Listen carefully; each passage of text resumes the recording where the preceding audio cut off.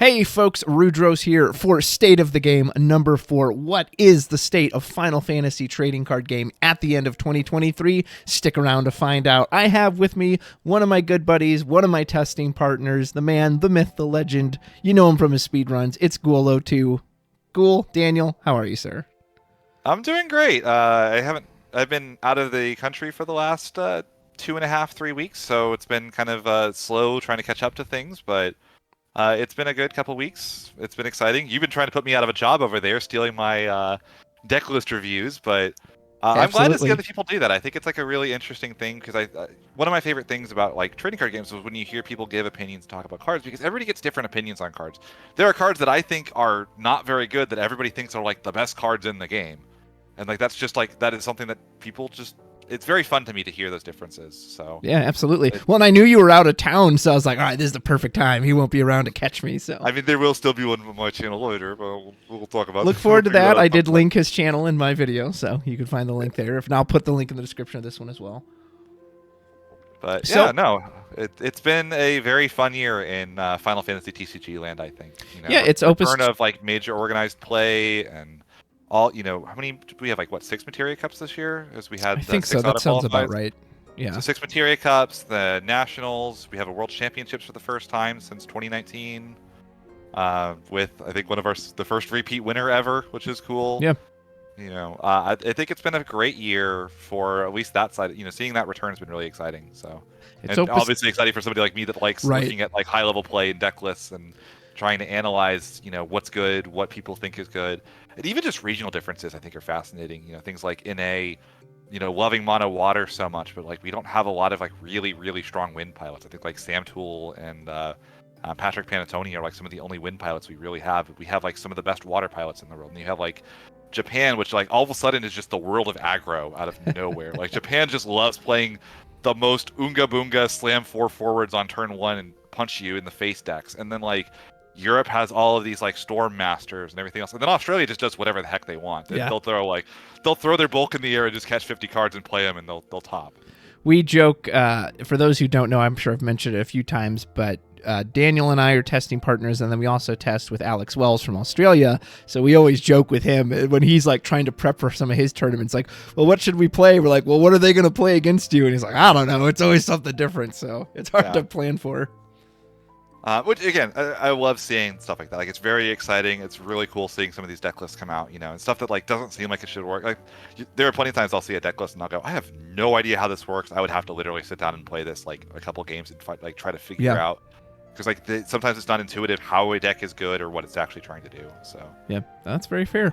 Well, since this is our first year competitive play, the New Year's coming up. I've been practicing Old Lang Syne on the piano, trying to get in the feels and the emotion. Might be a video of me doing that coming out in the future. Look forward to that. So I love some Travis singing videos. I know, right? Well, and I need to be I wish I was a better piano player. I'm so mediocre at that. So since it is a new year, often coming up, time for New Year's resolutions, so let's look at the year. What did they do well? What can they do better? We're going to look at all that. So folks, I'll just say that up front. You might hear some opinions you don't necessarily like or agree with. Know that this is all in good fun. It's all in good constructive criticism. If we're saying like, hey, I want the company to do this better, it doesn't mean we hate Square Enix or any of that. So we're trying to say, hey, this is what we'd like to see. So, Daniel, you played in quite a few. Tell me some of the things you really thought they did well from this competitive season, or things you thought worked well with Materia Cups, Nationals, Worlds, whatever you want to talk about. I think it's been like really interesting because the sets have been mostly pretty interesting and impactful. I mean, you talk about like I was even just thinking right now, I was going in my head over all the sets, and I think every single set has caused a lot of very interesting meta shifts, but it hasn't all focused in one direction. Mm-hmm. I mean, we've had everything from like Ice Earth winning very early events. The first event of the year was won by Ice Earth. We've seen, very heavy control decks and like that in Water. We've seen a 13 list win an event, which, is the biggest aggro deck in the game. We've had a combo control pile in the Ice Wind win. And I really have liked seeing a lot of these developments over the course of the year.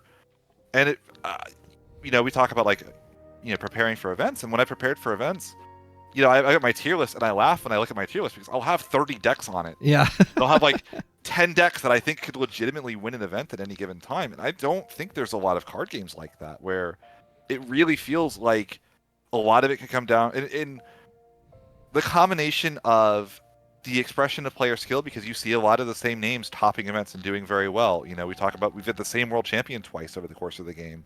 Ryan Chen very consistently tops events. Sam Prime was in the finals of 2 Materia Cups this year. You see a lot of the same names doing very well, which means the game is rewarding skilled play and decision making. But it's not always rewarding that in the same way, which I think is like really, really cool. It's not just like, oh, if you're a really good control player, you're going to win every match, or if you're a really good aggro player, you're going to do very well at all. It's very much varying event by event what's doing well, which I think is like really, really fun to see. And I think it leads to a really diverse, interesting metagame when I can go to an event planning for one specific deck that it was still the most common deck in the room and face none of it over the course of Swiss, which is what happened to me in Dallas. I went in trying to beat just absolutely demolish water players and saw 0 water players in my Swiss rounds. I lost to 13, which was the deck I didn't want to see. I lost to a Rainbow Radiolist, and then I lost to Ice Earth Neo X Death to knock me out of Top Cut. Any of the local qualifiers or the re-raise tournament, anytime I'm trying to plan for something specific, I never see that somehow. Even though like I know it's in the room, but somehow it's like I avoided all those and I'm only facing all the other stuff I wasn't planning for. Yeah, and as somebody that went to 3 Materia Cups, I think the Materia Cups I've been to have generally run really, really well. I don't remember a lot of complaints or issues.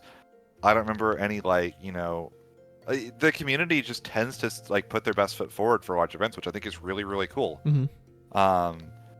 There's not any like real arguments. It's just a very cordial group of people. People that just enjoy card games in an interest, and I think that the game itself is just at its core so interesting and so well designed that there's just nothing really like it. It like kind of takes a lot of the best aspects of Magic from a player's perspective, but also things like Yu-Gi-Oh! And the amount of decisions you can make in a single game is just so high when you're not getting your face beat in by a certain light general and his Turk friend. Right. You mean when you get more than 3 turns, the game's going to have more interesting decisions. Imagine that.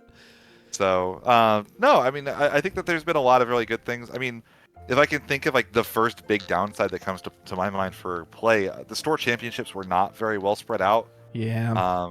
We talked about how I was checking with when I was trying to go to those. I was like, oh, I can go to store championships. Maybe like to get my Nats invite that way or whatever else.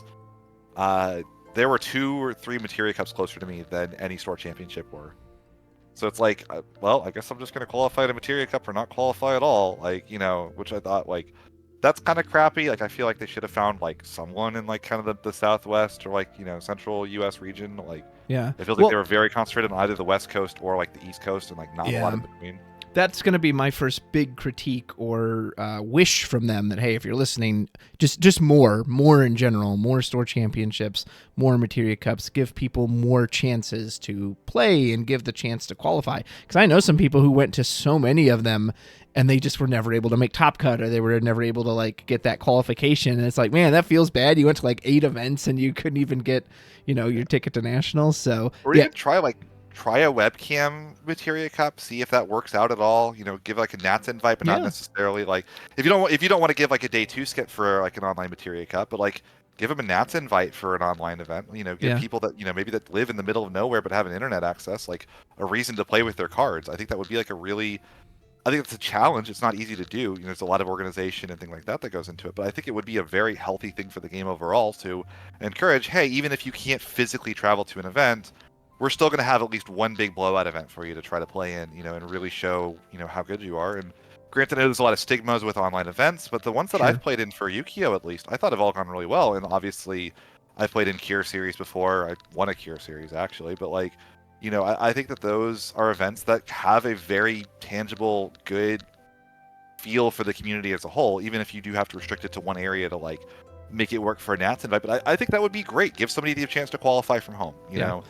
I pitched that in one of my Q&As, the Rudros Cup, like the week before Nats. Hey, if you win the online Rudros Cup, then we'll send you to Nats. That'd be pretty cool. I think people how cool would that be, though? And again, it doesn't have to be, as big of a deal as, Materia Cup, but it could definitely be the equivalent of a store championship, I imagine. Send them one of the Black Mage mats, in a trophy and everything else.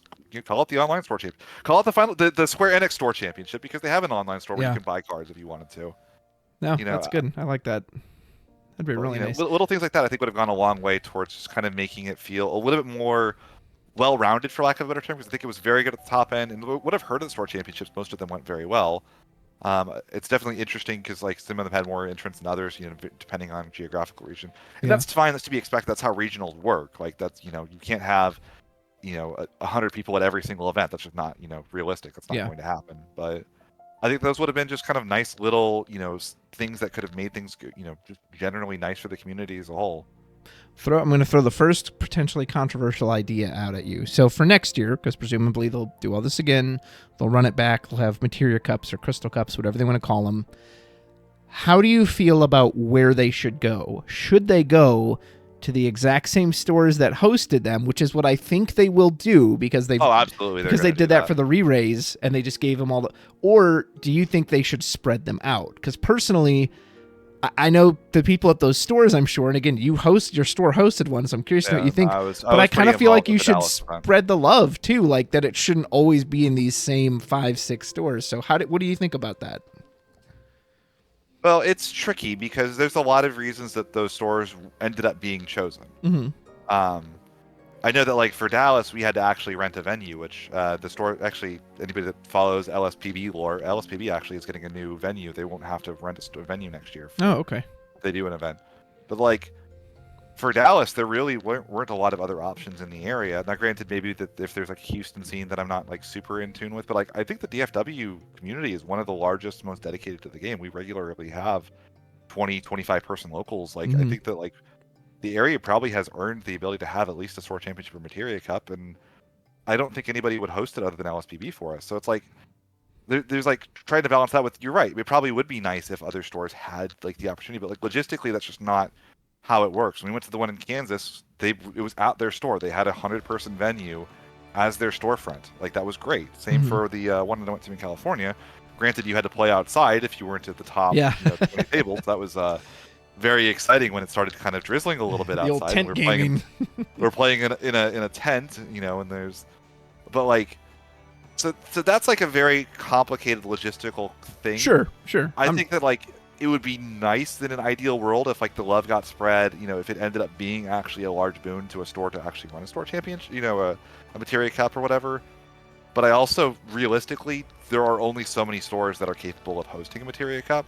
Yeah, which is fair. Especially because like I'd like to see them stay in those geographic regions. I don't know how many of those venues they realistically have and can go through. And I also think that some of those stores have gone above and beyond, because I think a lot of them, I believe like the ones in California helped with like the Nats and everything else, and dealing with things like that. And I think that they should be rewarded for some of that. I think the one in North Carolina ran a materia cup and is also running Winter Cup. That's probably partly because they work really well with Square Enix and they're comfortable working with them, and that should be rewarded as well. So,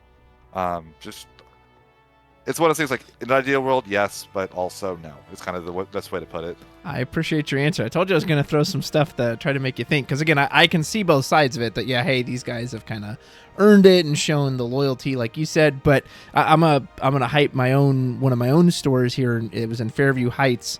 And back around Opus 13-14, they really wanted to host a big event. They have a huge space for it. The owner played the game, so he was really invested in it. And they did all the things they were supposed to do. They would send pictures to Square Enix. Hey, look at all the event space we're hosting. And they just felt like they got ignored, and they never got anything. So they're like, all right, well, I guess we'll close up shop. And it's like, you could move that to St. Louis from the Kansas City location. You're still kind of within the same region, but now another store gets it. Or what about Good Games in Chicago, who hosts the Bahamut Brawl? They got a store championship, but like maybe they don't have the room for a full materia cup. So I always like to see the love spread around. So I'm definitely kind of in that camp, ignoring all the logistics of it. Go ahead. There's a lot of complicated stuff with that, for sure. There's definitely an argument for that. Maybe there's just like, you have to apply for a process in it, and there's probably going to be politics and everything else, but maybe like maybe they can make it where you can run a store championship regardless of everything else. Like there's no necessary reason we have to cap it like 68 people at Nats, right? Just say, hey, if you can get 30 entrants at your store for official store championship, we'll give you a store championship. And you'll get invites based on the number of players. You get 32 players, you'll get one invite. You get 64, we'll give you 2. Or whatever. Maybe it's like 2 and then like top 3, 2 and then 4, 4, whatever. Well, yeah, and again, Nats is another one. Like, I would love to see that be bigger. I think back in 2019, I don't remember it was so big, but yeah, go ahead. Yeah, I would say Nats needed the last chance qualifier 110%. Yeah. That was one thing that was like, we're celebrating the game and having this great time. We're really not going to have a last chance qualifier, like, to help people that maybe only went to one materia cut. Like, give them a reason to go to Nats. Make Nats an event. Yeah. Invite vendors to get Angry Dane cards out there, with all of his bulk to, or whatever, and like have a reason to have all these people at an event, make it this big thing, as opposed to just kind of in the ballroom of a single hotel. Rent out part of a convention, get a convention center room. Yeah. I heard their original Crystal Cup was in a convention center room, but they've just scaled down since then. They just won't. They just won't go that big. So I would love to see that. More, again, I'm just like, more is better. The more you give the players, the more players you give the opportunity to try and to qual. I think that's just going to be good for everyone. As one more small thing, I wish that, this is a personal thing. Yeah. I wish Nats had gotten one more round of Swiss, because the bubble was like 2 people that were X2 made it to day 2 of Nats, and then 12 people that had the same record didn't, which that objectively kind of sucks. Yeah. They play one more round, then it goes to where it's 2/3 of the people with that record make it, and only 1/3 get cut to do a little bit of analysis on that before you do that. Well, so speaking of that, let's throw that idea out there. How do you think about how tiebreakers are decided right now? I know they aren't going to change everything I'm about to say. I know they're not going to change any of this, but living in Fantasyland, if they would listen and if they could, because right now I'm pretty sure the first tiebreaker is strength of schedule. Whereas I think damage dealt, damage received should weigh more, but I know that's one of the later ones. It doesn't. It shouldn't, because if you're playing, in theory, if you're playing against other competition, in some worlds, if you're playing against, say you lose round 1, you're playing against worse people, they're not going to do as much damage to you if you win round 1 and then go on. So that's why strength of schedule is first, and I agree that it should. Here's what I would do if it's me. Go for it. I would just get rid of bubbling entirely. I would just say, if you make it to the end of Swiss and you're X2, congrats, you're in the thing, and we'll make a bracket based on how everyone that's X2. That'd be cool. No bubbling, no nothing else. If you just, the moment you lose 3 games, you're out of the tourney. As far as that, you can still play Swiss and have a great time and meet people and all that. You just can no longer bubble. If you have a better record, but tiebreakers, great. You get a round 1 bye in Top Cut. And that way, everybody should be happy at that point. If you get there, you clearly earned it. If you didn't miss it, you know exactly why you didn't make it. Yeah. I like that. I'm very much, I always appreciate when something is straightforward and transparent, and I'm sure people can tell me in the comments if they hate that idea, but I like that idea of going in knowing I must do this to qualify. I don't want to, okay, well, hold on, pulling out my calculator, there's 75 people, so I need to go this, but if this guy wins, then I actually do better, whereas if this guy wins, I guess that's my issue with the whole strength of schedule kind of bubbling tiebreaker, is it's so much is out of your control, where at least absolutely. Damage in, damage out is more in your control than just who you played. You don't choose who you get to play against, so I'm always in favor of that for any of these type of games, is the more you can add it towards the skill of the player, the more you can put it in the player's control. There's one more small thing about that, which is that encourages people to play aggro, and I don't want people playing aggro. So, because an aggro deck obviously is going to win 7-0 when it wins, sure. And if you're playing wind, you probably win a lot of games 6-7, and you lose a lot of games probably 1-2-7.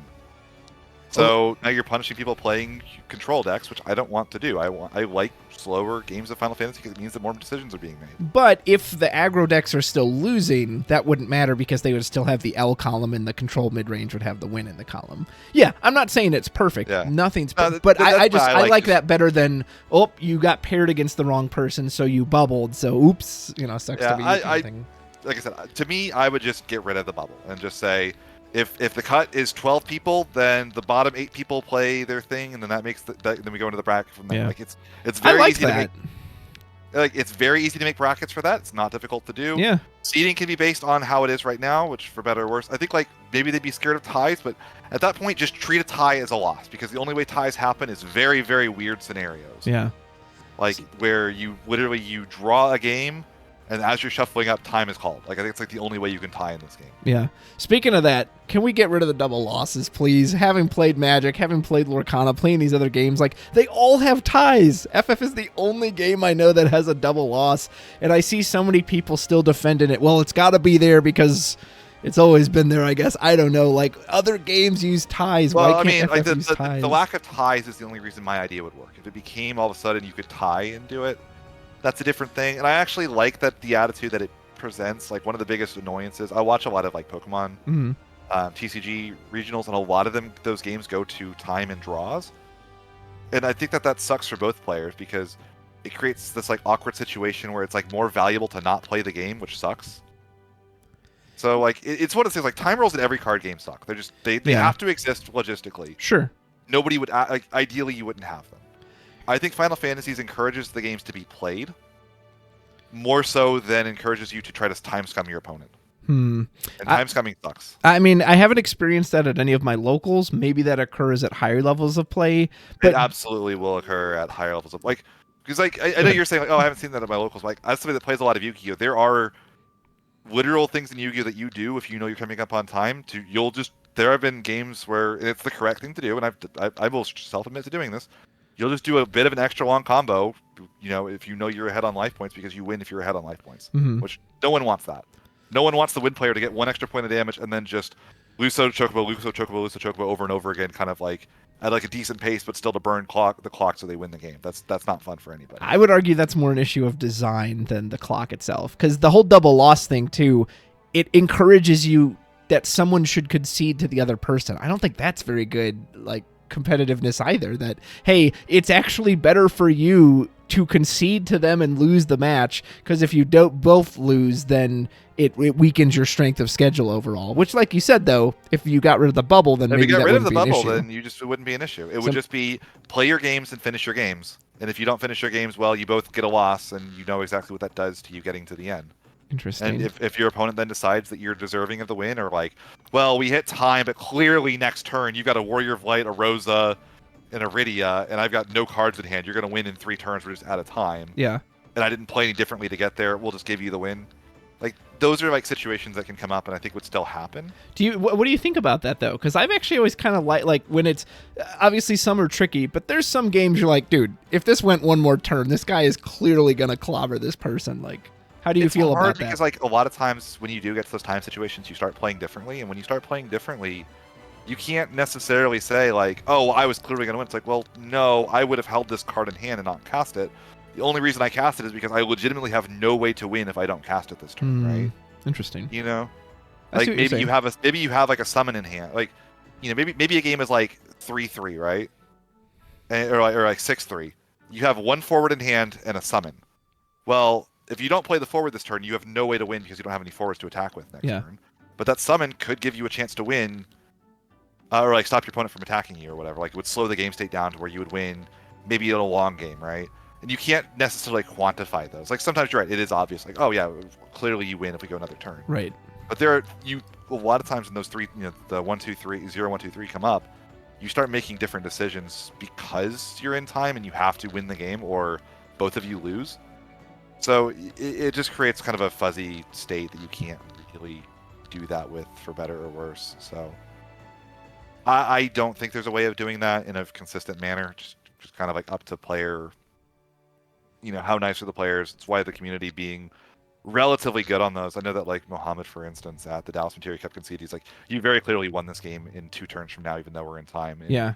One of the wildest games of Final. I wish that game was. I know you always talk about that one. That game was absolutely insane. Well, yeah. Well, I remember I had a game too that technically went to time, and it's like this dude literally decks out on his next turn. It's like, come on, like, and then literally look at those cards. Could you have beaten me? No. Then like, come on, what are we doing here?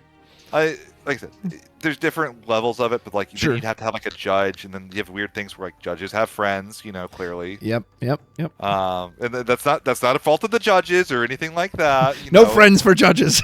Put that on a plaque somewhere. Judges can't have friends. It's just it's weird. I generally think that Final Fantasy handles time rules as well as any card game because they are incentivized. Do not go to time, which is more important than a lot of other aspects of it. I think that a lot of issues would be fixed, like I said. The only issue I really have with competitive play is I think the bubble sucks. Yeah, it does. But that's also a personal thing because I swear if it's possible for me to bubble an event, I bubble. Yeah. Well, I'm sure I'm sure those people who they feel like they're perpetual bubblers, that they're always right there. And yeah, that feels bad. Well, I have the same record as that guy. Like, why did he get in? Well, he got paired against the right person and you didn't. So I love your idea. And I like that bracket idea too of like, hey, now you really have incentive to go far because you'll get a buy, you'll get that. If you're a 1 seed, you get a buy now all of a sudden, probably guaranteed just about, right? Yeah. Like, how cool is that? Like, well, now you have a reason to... And it rewards the Swiss even more because sometimes you'll have that person, I think McGinty did it maybe in Florida or maybe it was someone else, who went like 7-0 in Swiss or whatever and then immediately got knocked out in Top Cut. It's like, I like that idea of reward. Hey, man, you went 7-0, you went 8-0, like you deserve, like, and then that also means that now the top tables, the last round of Swiss, the top table doesn't matter. Yeah. Like, but now there's an incentive to maybe try hard because now if you lose that, maybe you drop to 3 and you have to play because 10 people make the bubble. I love that idea. I would love to see that implemented. I think it would be great. So, Hobby Japan, listen to me. Okay. Do not let me bubble at another Nats. Right. I want to throw another one out you, and I know this one will be controversial, so let me clarify because I have to do that.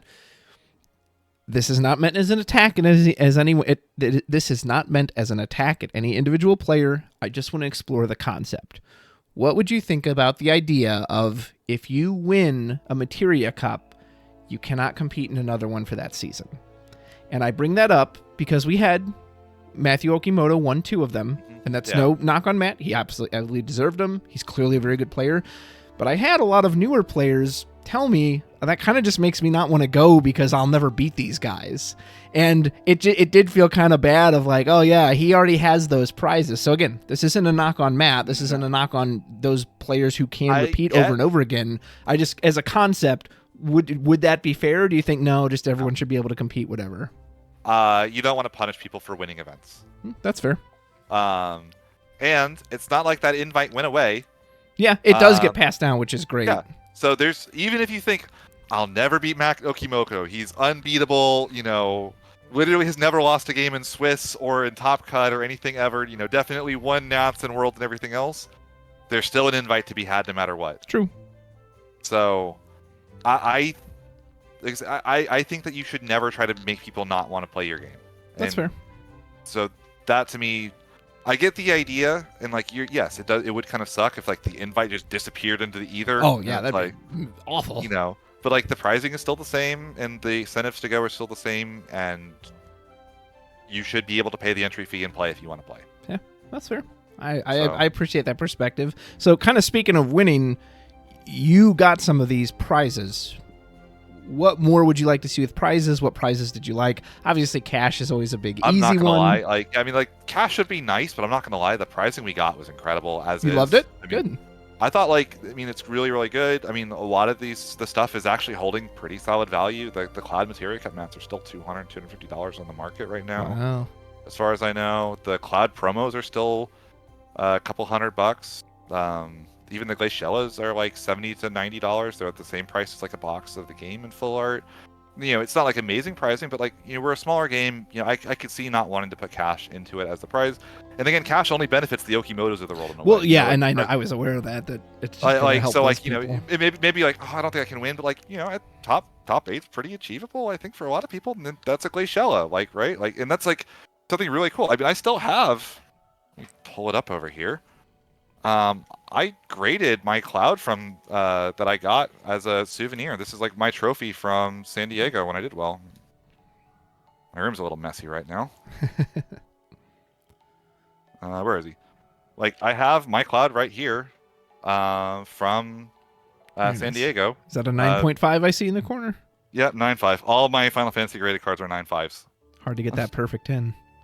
Yeah, but like, I think that like the pricing generally does what it needs to do. If you win an event and you can sell your promos, you've probably paid for your flight. Well, I guess that's why I asked too, is because I will see, moments after people win these events. These folks aren't even home yet. They might have even left the store, and already there's a post on FFTCG Marketplace selling off all these cards. And I'm just like, well, but that's what it's for.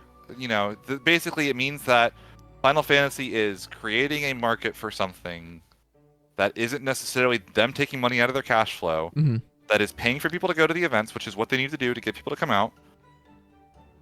And I think everybody it's like a win-win-win. Gotcha. Collectors get something that's really cool. Players get something really cool if they want to, or they can pay for their trips using it. And Square Enix does not have to invest more money into the game than just putting on the event.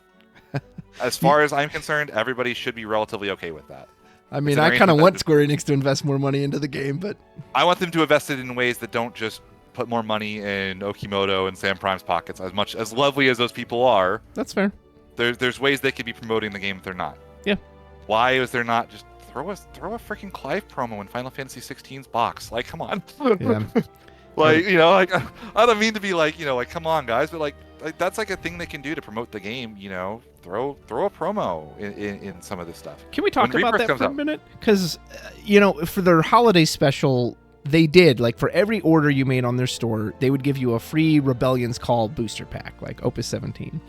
And what was interesting is I went and I saw their promotional post for it on Facebook, and every comment underneath it was, when are you making Kingdom Hearts 4? I didn't like Final Fantasy 16. Something about this game. Something about this game. And it was just like, it's funny. The whole point of this post was, hey, you get this promotional card pack. I mean, that's totally unrelated. That's social media in a nutshell. Well, no, but the reason I bring that up, too, is I have tried to sell the card game to my rating group on 14 or these people, and the truth is they just don't want to play it. They're just not interested in a card game. So I just wonder, even if they put a Clive promo in every 16 pack, would that get people in the game? I mean, surely a few people. I mean, at least it spreads awareness that it exists. The most common thing that I hear at a card shop when I am playing the game is you'll hear somebody 3 miles over there that's, you know, came in to play Magic. Final Fantasy has a card. Literally happened as I was playing locals today. I kid you not. I'm sitting down and playing, and I hear somebody goes, Final Fantasy has a card game, and I just bust out laughing because every one of us has heard that phrase a million times by now. If you play Final Fantasy the video game, if you see a card in the little, you know, pamphlet, you know, little single page they put that counts as your instruction booklet nowadays, and there's a single card there, there's no question that the card game exists. Yeah, you know about it at least. Whether that does enough to promote it, probably not. But I mean, it's something, and it's showing they're trying at least, which is. I mean, like, try new things at least with that. And to be fair, this is not exclusively a Final Fantasy TCG problem. Sure. It is kind of a Square Enix problem in general. Yeah. I talk with a lot of friends. You know, obviously, I'm very connected in a lot of different RPG, video games, and speedrunning groups and everything else. And we've just kind of noticed that Square Enix does not market games. The most successful games that Square Enix makes that are not exactly Final Fantasy have all had all of the promotion done by Nintendo. Octopath Traveler is not officially published by Square Enix on the Nintendo eShop. It's published by Nintendo. Huh. Octopath Traveler 2, same thing. If you search by Square Enix, you get stuff like Neo: The World Is With You, which is a game that infamously did a terrible job of promoting. You get games like Diofield Chronicle. Yeah. Valkyrie Profile. Yeah. You know, all of these games that, like, could do well. Like, from what I've heard on these games, I mean, don't get me wrong, like, Neo: The World Is With You is one of my favorite games of all time. It's one of the best games. It was my game of the year the game it came out, so on and so forth. If you ask people what system did Neo: The World Is With You come out with, they all said, oh yeah, that was like a Switch game, right? It's like, no, it came out on Switch, PS4, and then a month later it came out on PC. Like, guys, you know, market your stuff a little better. You know, find a way to get it into the lexicon outside of exactly, you know, Final Fantasy. I remember, like, for that, when Neo: The World Is With You, you know, I'm harping on one game because I love this game. Yeah. I counted, they had a press conference at E3 the year Neo: The World Is With You came out. Neo 2 was due out in a month. The demo hadn't been released yet, nothing else. They had a full Square press conference. They spent 10 minutes on Guardians of the Galaxy in this press conference. They had full 45-second videos for all of their mobile games and everything else. Neo 2, a game that was coming out in a month, one of my favorite games on the PS4, period, got less than 2 seconds in a sizzle reel. Oh my goodness. I counted, it was 55 frames. Oh my goodness. And it's like, I thought it was gonna suck. I thought they were hiding it. Yeah. They're like, please just don't play this they game. didn't think it was any good. And you know, like when you don't market stuff like that, people lose confidence in it. People get scared. Well, if they're not marketing it, it's maybe the game isn't actually any good, and it's a marketing vessel that they just like kind of have or whatever. But like if you market it and get people excited for it, it's like movie studios when they won't let reviews come out till like right when the movie releases. You're like, oh, that's not good. And it's like, I don't know where that disconnect is. I don't think it's the people, at Square Enix necessarily that are the problem. Like every time I talk with them, they're very smart, they're very intelligent, they do a good job, but they just do not do well at marketing their kind of B-roll and C-roll video games, and that carries into the card game. Yeah. Another example, did you know that they released Dragon Quest Monsters like a week and a half ago on the Nintendo Switch? I did not. Yeah. We're RPG video gamers. We should know all this stuff. Yeah. And I just mentioned a game that you did not know released last week by Square Enix. In the middle of the holiday season, they released a game in one of their premium franchises, and you didn't know it released. Yeah. This is not exclusively a Final Fantasy problem or a TCG problem. It is a Square Enix problem. I don't know what they need to do, but they need to find a way to market stuff that isn't better marketing.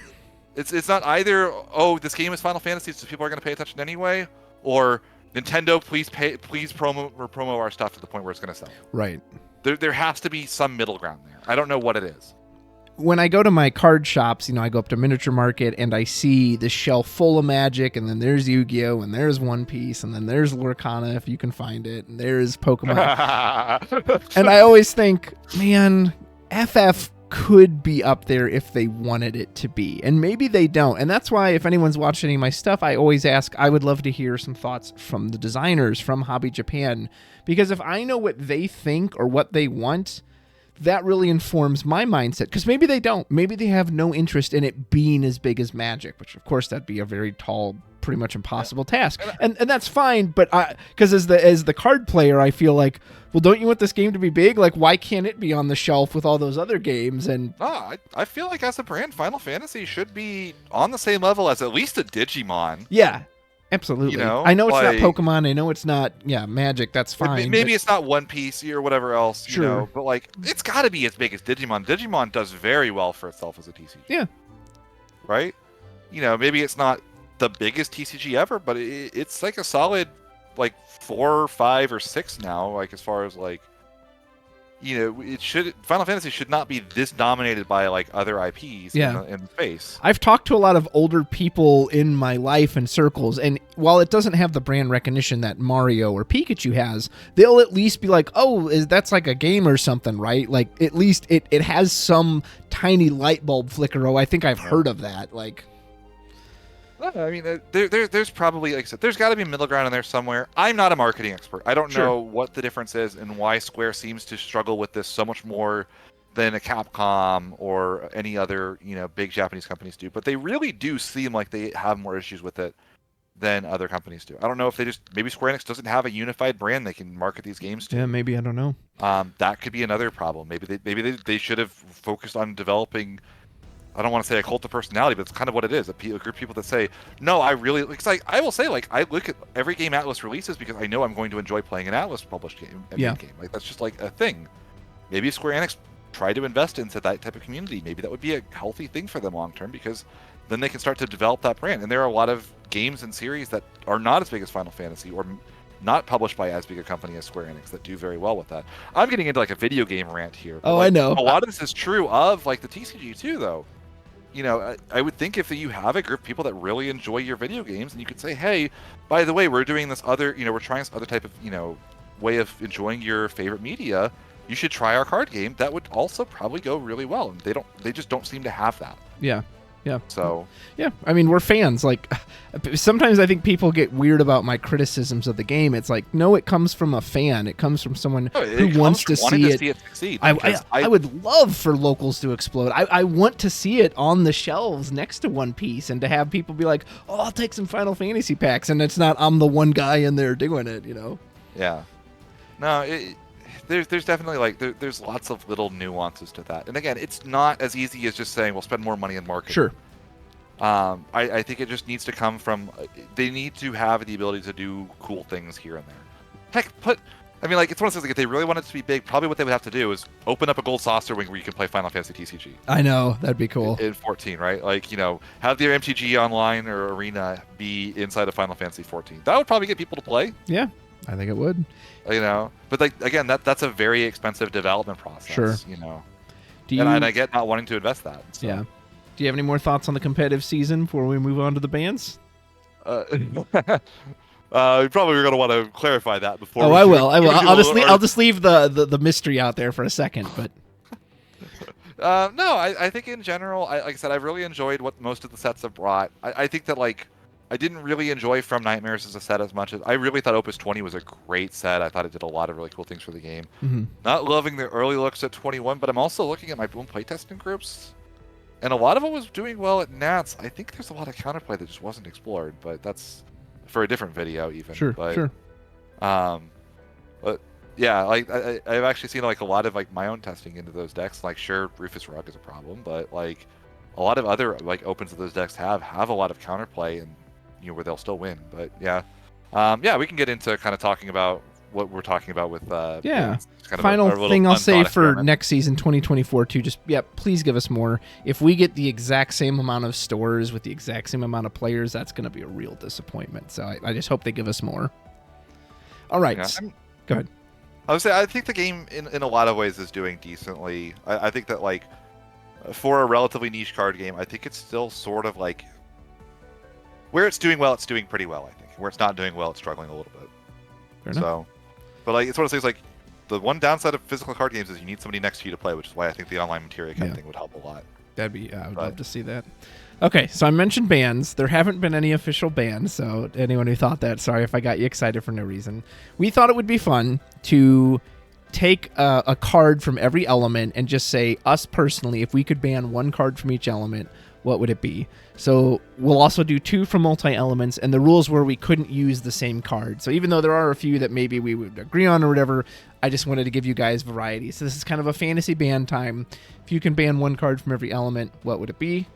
Ghoul, you want to start? And it is fire. What card would you pick? As I'm about to put it on screen here.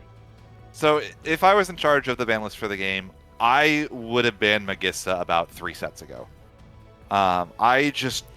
It's funny because like she had a period like around like was Opus like 14, 15, and 16 where she fell off the radar and just like completely disappeared.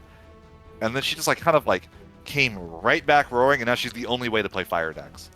I think that like she centralizes like the way mono fire plays way too much around her, and I don't think she leads to a particularly healthy playstyle. It's literally just like I'm going to go turn 1, I'm going to ping my Magissa, and I'm going to like search a thing that pings my Magissa 4 more times over the next 3 turns. And if you clear me, I probably lose, and if you don't, well, then I win. And like, obviously, that's a massive oversimplification of what Magissa does, but it's close enough that I don't really think it's not the most enjoyable deck to play against. And I think that like there's a lot of things that like every single Fire 3 drop forever has to be compared to, well, if it can be cheated out every single turn at instant speed by Magissa, how good is that? Right. And I just feel like that's way too limiting both as a design space, and I just don't think it's a very fun deck to play against anymore. Kind of similar to Sildra, and other cards will share this. And I was actually thinking about Magissa the other day because, of course, it was featured pretty prominently at Worlds when Hunter was playing it. It's a card that's only going to get stronger, right? Like, they're going to keep printing Fire 3 drops, so it's only going to get better and better cards. It's literally become a theme of Fire at this point, that, like, everything good in Fire gets printed at... Like, they literally, this last set, they printed 2 Magissa targets intentionally. Yeah. You can't tell me that Ward and Rain were not printed specifically because they knew you could cheat it in out of Magissa. Yeah. Same for Cyan. I bet you Cyan probably would cost 4, give you a crystal guaranteed if it was in water or something. But because it's in Fire, they said, well, we'll make it cost 3 so Magissa can pull it out. And now Magissa can pull out Cyan, and the Fire player can discard 2 more cards and get 2 Magissa pings over the next 2 turns. I like the idea. I like the idea of this card that gives you this continued value every turn, but it's not just a guarantee. You have to have something that, like, pings it or works towards it. So I do like the idea of the card, but I do agree with you that, like, it seems to be the only thing that carries Fire right now. And obviously, if you banned it, you'd have to come up with something else for Fire. But yeah, I can understand too. It's also, I don't personally find it very fun to play against because, like a lot of aggro, it just comes down to, okay, do you have the thing? Oh, you had Yuzuki in response to my, Sasano. Okay, well, I just lose that. Yeah, well, and then like the other, there's like a lot of. To be fair, the one thing I will say Magissa nailed is the flavor of the card. It's really, really, really cool. Yeah. If people don't know, in Final Fantasy, I think she's from 5. She's from 5. Yeah. Yeah. So when you fight her, you fight just her to start, and when she goes below half health, her husband comes out and fights you. That's Forza. which is why Forza can't be cast. You can only come in off of an ability. The idea is they're recreating like it's such a cool, flavorful card. Yeah. I love that about the card. I can't stand playing against it anymore. Fair enough. Okay, so go ahead. Did you have more you want to say? I will say also, I don't mind them having printed it as generic. The fact that it doesn't just play Forza from the deck is A-okay with me, as long as they would recognize eventually that probably once the targets got too good, they'd have to remove it from the format. I think that's a healthy way to build card games. I like cool, powerful cards, and I like when those cards get to be unhealthy or toxic. I think they should be removed from the format. Yeah. But that's a Yu-Gi-Oh player perspective. That's fair. That's why you're here. I need the Daniel perspective. So my pick is one I say kind of with a heavy heart and with trepidation, but there's no denying what the card represents, and that is Amaterasu. So it is still arguably the best fire summon. I don't know what you could possibly put above it. And, in some ways, I think there's an argument it's the best summon in the game. It's like either it or Chocobo. Yeah. In a way, I'd hate to see it go because it is nice to have. Before this card came out, you couldn't do anything about all these enter the field effects, which is what the game was dominated by. It is still mostly dominated by. Like, it finally gave you a counter to it.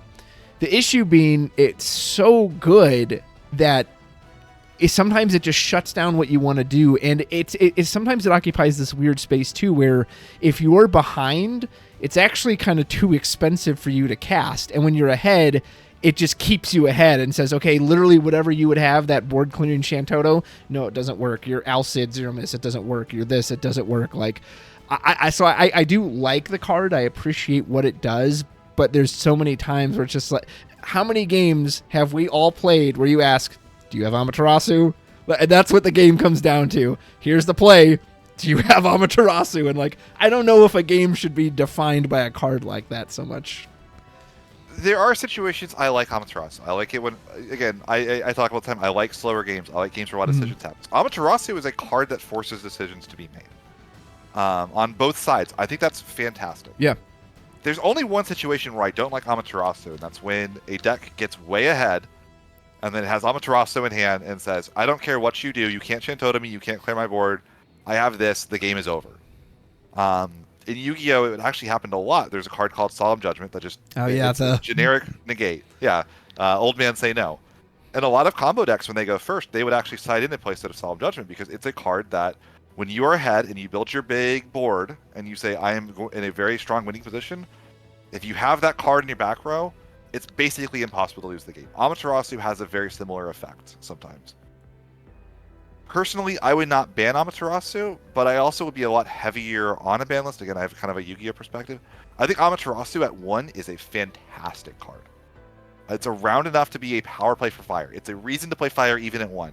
It gets you excited. There's 2 searchers for it in Fire. Fire has Terra. All of a sudden now you have a way to recur it in those situations where it's in the break zone. But when it's in the break zone and you know it's there, you don't have to worry about it. I think that's a really, really like healthy spot for the card. It's where I think that like putting a card as a power 1 is actually relatively healthy. It's a little bit sackier, but again, if you wanted to access to Amaterasu, there are 2 other cards in Fire that get it for you. There's a card that pulls it back from the break zone and on command. I think those are great. I think that would like rein in the problematic uses of Amaterasu where you just run 3 in your 13 deck, try to draw into it with lightning, and then you just have it to win the game. Yeah. Instead of Shantoto you after you take your 4 damage on their second turn. And I'm glad you mentioned the limiting, because to clarify, personally, I would actually limit Amaterasu over banning, but the idea for this list was you have to ban it. So just to clarify, yes, I too would ban it, or I too would limit it, but and that's like, you know, in general, Fire outside of Megissa, I don't think has any super problematic cards. For like mono Fire cards specifically. Yeah. Multi-element we have is like a separate thing. So, no, I mean, like, and that I think it speaks to like Fire. It does kind of the one thing a lot, and you know, for better or worse. And I think that people like what it does. It's very flavorful. It's very fun. It does very, very well for itself in limited, which I think is like very exciting for people as well. I don't think like, you know, it's like, oh, Fire identity is like so bad that there's not even cards we want to ban from Fire. I think it's more so that like, it's just like what it does is so clearly defined and so unproblematic at a lot of times that it's just very few things that I don't like that Fire does. Very fair. Shall we move on to your favorite element? we have a president of a company on the screen here. What's he doing up there, Mr. Ghoul? So I do not like the keyword discard at all. Again, this is one of those things that probably translates from being a Yu-Gi-Oh player versus coming from Magic. Magic, discard, Thoughtseize, all these cards are just known quantities that if you play against black, that's a thing that exists. Mm-hmm.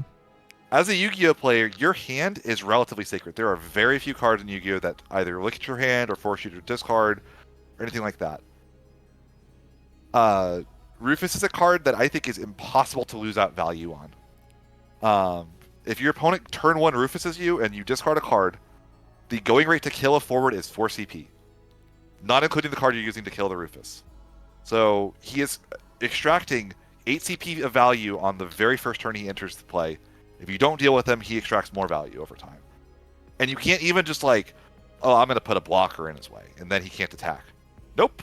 Freeze that idiot. You're still taking damage, like, so now you've invested into putting a blocker on the field that no longer is there, and you're still just, in the next turn, you're in the exact same spot you were the turn before. I like things about the card. I think that Ice needs ways to generate card advantage. It's a very, it's been a bad element. It's why Physalis still sees play, even though every single Ice player I know hates Physalis and complains about Physalis endlessly. It's a terrible card. It's the worst card in Ice. No one should ever want to play. Every single Ice list has 3 Physalis. You know why that is? Because it draws them a card. It's the only card that does that for them consistently. And I will also say, as somebody that plays against Ice against discard decks, the counterplay to discard is just go all in. I'm going to pitch my whole hand. Screw your Scale Toad. I'm not discarding to it anymore. I'm just going to play off top of my deck. And then your opponent goes Physalis, and you go, I lose the game. Yep. Congratulations. You're going to freeze one of my backups, and you're drawing a card. And if I don't answer this Physalis, she does it again next turn. Which is why she's there. I think Rufus does some cool stuff with that. I think that, like, if I could errata Rufus to, like, not be a problematic card, I wish you could just pick each mode one time while it was on the field. Like permanently, so he gets like a 1 or like 3 one effects. time he makes you discard, one time he gets to null freeze a forward, and one time he gets to pull a Torque back from the breaks. Or make it, honestly, if he wants to be able to always be able to pull back Torques from the break zone, go ahead. I don't care about that effect. I like that effect existing. Again, I like slower, reasons to play slower games. But the fact that Rufus sees play in decks with no Turks whatsoever, as just I'm going to make you discard every single turn, I just don't think that leads to a very engaging play pattern. And I think the fact he's very aggressively costed for what he is, and I think that he's only going to cause problems. Like we have Thaumaturge banned. He's better Thaumaturge for the most part. He's harder to kill than Thaumaturge. He's bigger, and he does it every turn. He's a big turd, as you would say. Yeah, he's a Thaumaturd. A Thaumaturd, yeah. Introducing the president of Shinra, the Thaumaturd. So I'll kind of segue with that with my card, because most people know I like Ice. This is Unalesca was the choice we decided on. And I've done videos on discard. Discard is just weird because, kind of like aggro, I feel like it's very all or nothing. Either it works and your opponent can't even play the game and they're miserable, or it doesn't work and then it just does nothing and you just lose. And I don't think that all or nothing nature is very fun. Even though I personally like Rufus, I absolutely understand what you're saying, because again, discard just has an all or nothing nature. And Unalesca gives you repeatable discard, and she's a summoner, so she can be searched out by something like Rydia in those lists. And having that guarantee for cards like Biblos, like Weiss, whoever they want to see this discard, having that continued discard can just be a pain. And again, it puts you in this situation where you can't really use this card when you're behind. You don't have the resources, but once you're ahead, it legit locks them out of the game, which just isn't enjoyable. So I get it, and she can be searched out, and it just, I don't know. I don't know if there's a way to fix discard. I know you've asked before to just stop printing it and like attack me in other ways, like Gentiana, like Sid Randell. I don't know, because it's either they just make it miserable and you can't do anything, or it fails and then it doesn't do anything. Like I wish there was some middle ground for it. Maybe there is. Maybe we just haven't found it yet. Maybe there's not. Maybe the nature of this mechanic is that there's no other way for it. Go ahead. I would say, well, the thing with discard is it very much depends on how much of a critical mass of it there is. The reason Thaumaturge got banned wasn't because it was a 2 CP forward that discarded a card. It was a multi-playable. We have a 2 CP forward that discards a card still in the format, like that's been there. But when you could do that on 4 different cards to do that, and you have Sephiroth, and you have all these other cards, you start to get to the point where your opponent doesn't get to play the game. We're getting back to that point because they they had like this experimental phase around, I want to say like Opus 12 through about Opus 15, where they said, we're going to stop printing discard on cards for a little bit, because we realized when we did that before, it was completely toxic. It was causing problems. And if we keep printing cards that say discard, we're going to get right back where we were before, and we're going to have to ban a bunch of cards again. And guess where we are now? We're at a card where they printed a bunch of cards that say discard on it, and we're probably going to have to ban cards if we want to get back to the point where, like, that's not a good thing. Like, probably banning Rogue maybe helps with that in the future eventually, but like, I don't know. I don't see how we put the toothpaste back in the tube at this point on like Rufus, for instance, especially because they printed him at Legend and they're not willing to ban Legends. They've kind of shown. Unalesca is, I think, problematic for very similar reasons to Rufus, except in very different ways. Obviously, she's expensive. She costs you 3 CP and she rips 2 CP from your opponent. However, if you can get either value off of it, or if you get ever ahead at any point in the game and you have Unalesca, she says, I win the game. The worst feeling on earth is when you look at your opponent and they have Scale Toad and Unalesca on the field, and you top deck your 2 cards for turn, and you say, it does not matter what these 2 cards are. If I don't play them, they're going to the break zone anyway. And I need to also get them out of my hand, because if I don't get them out of my hand, I'm going to get punished because I can't play the cards in my hand for whatever reason. That is the worst feeling. Yeah, and what do you do about it? She's a 2 CP backup. The single most protected class of cards in the entire game is 2 CP backups. You can't break them very easily. It is so difficult to break 2 CP backup. Yeah. Like, the only thing you can maybe do is Dull Freezer, but guess what? Dull freezes stuff. Ice! Yeah. So, like, she's so uninteractable for almost every deck, except for, hilariously, the mirror match.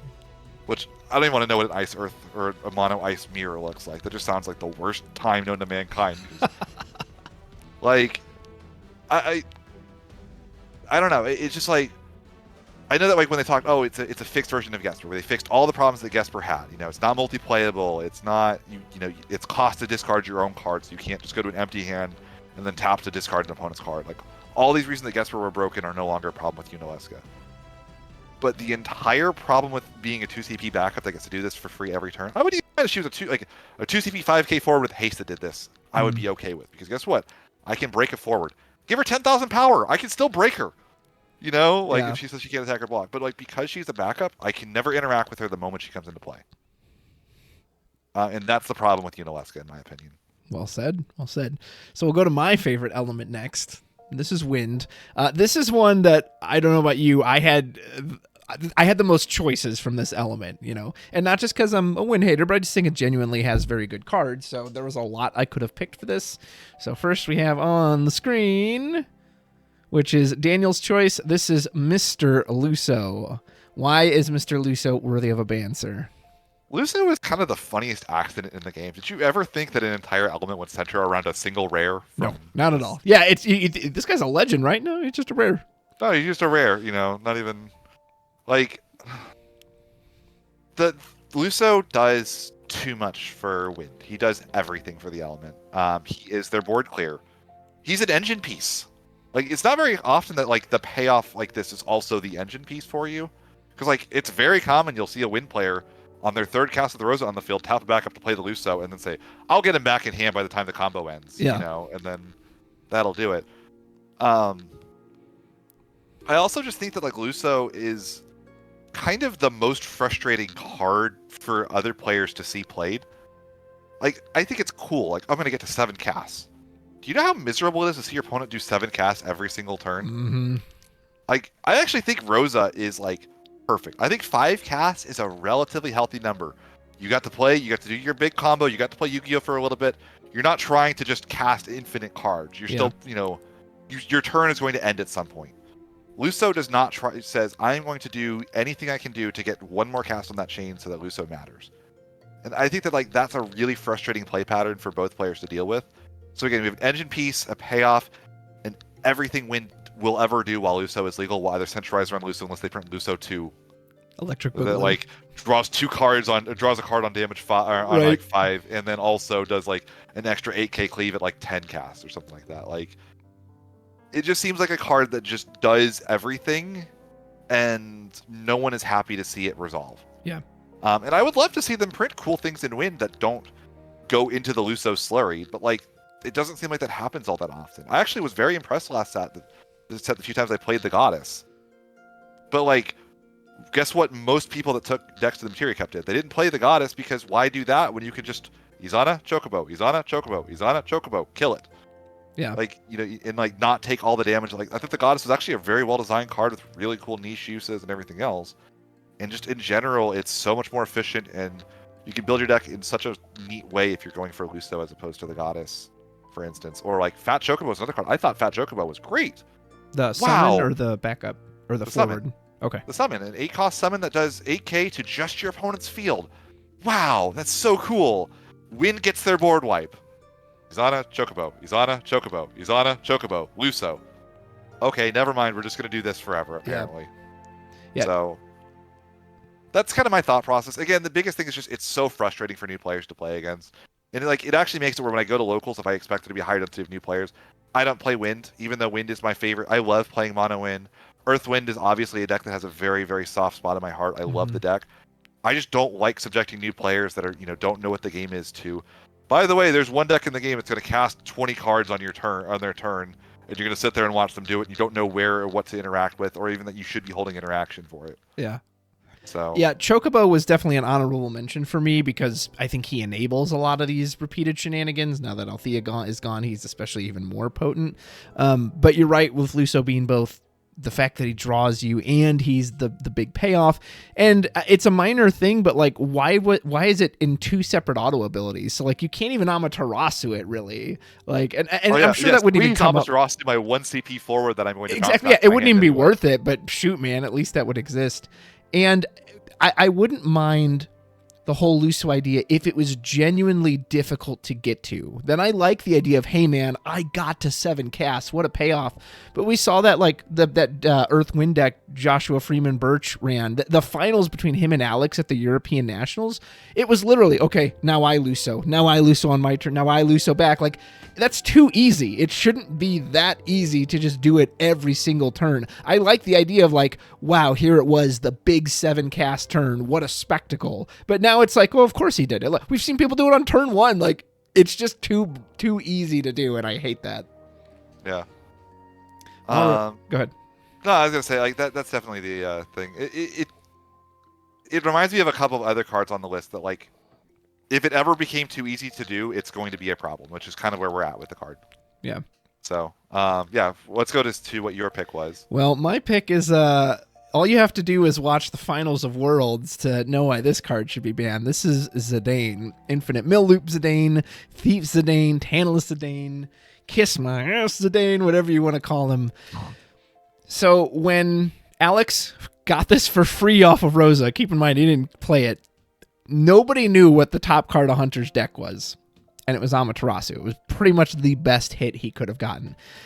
It's very similar to EXPers. It's just too random. No, sometimes you get absolute garbage and it doesn't really do anything. And other times you get the best card in their deck. Or you get, oh, I have access to X-Death now? Cool, I guess I'll use that as my win condition. And again, if there was some kind of, like, he revealed 3 and your opponent got to pick which one to give to you, anything to help mitigate that, I don't think I'd mind it as much. But it's just so obnoxiously random, and he can get haste for some reason, so he can then do it again the same turn he comes in, assuming he comes in late enough. Like, it just... the simplest way to describe it is it just feels bad. It feels bad that, okay, I just lost my best card, and you can use it forever. It's not like the Setzer where it's like, oh, he's got to be on the field. Zidane could have died 10 turns ago, and hey, remember that thing I stole from you at the beginning of the game? Well, guess what's coming back? Like, I just don't see any world where this card feels good or leads to games where I'm like, oh yeah, that's a fair outcome. That's totally fair. Like, I think it just feels awful as a card.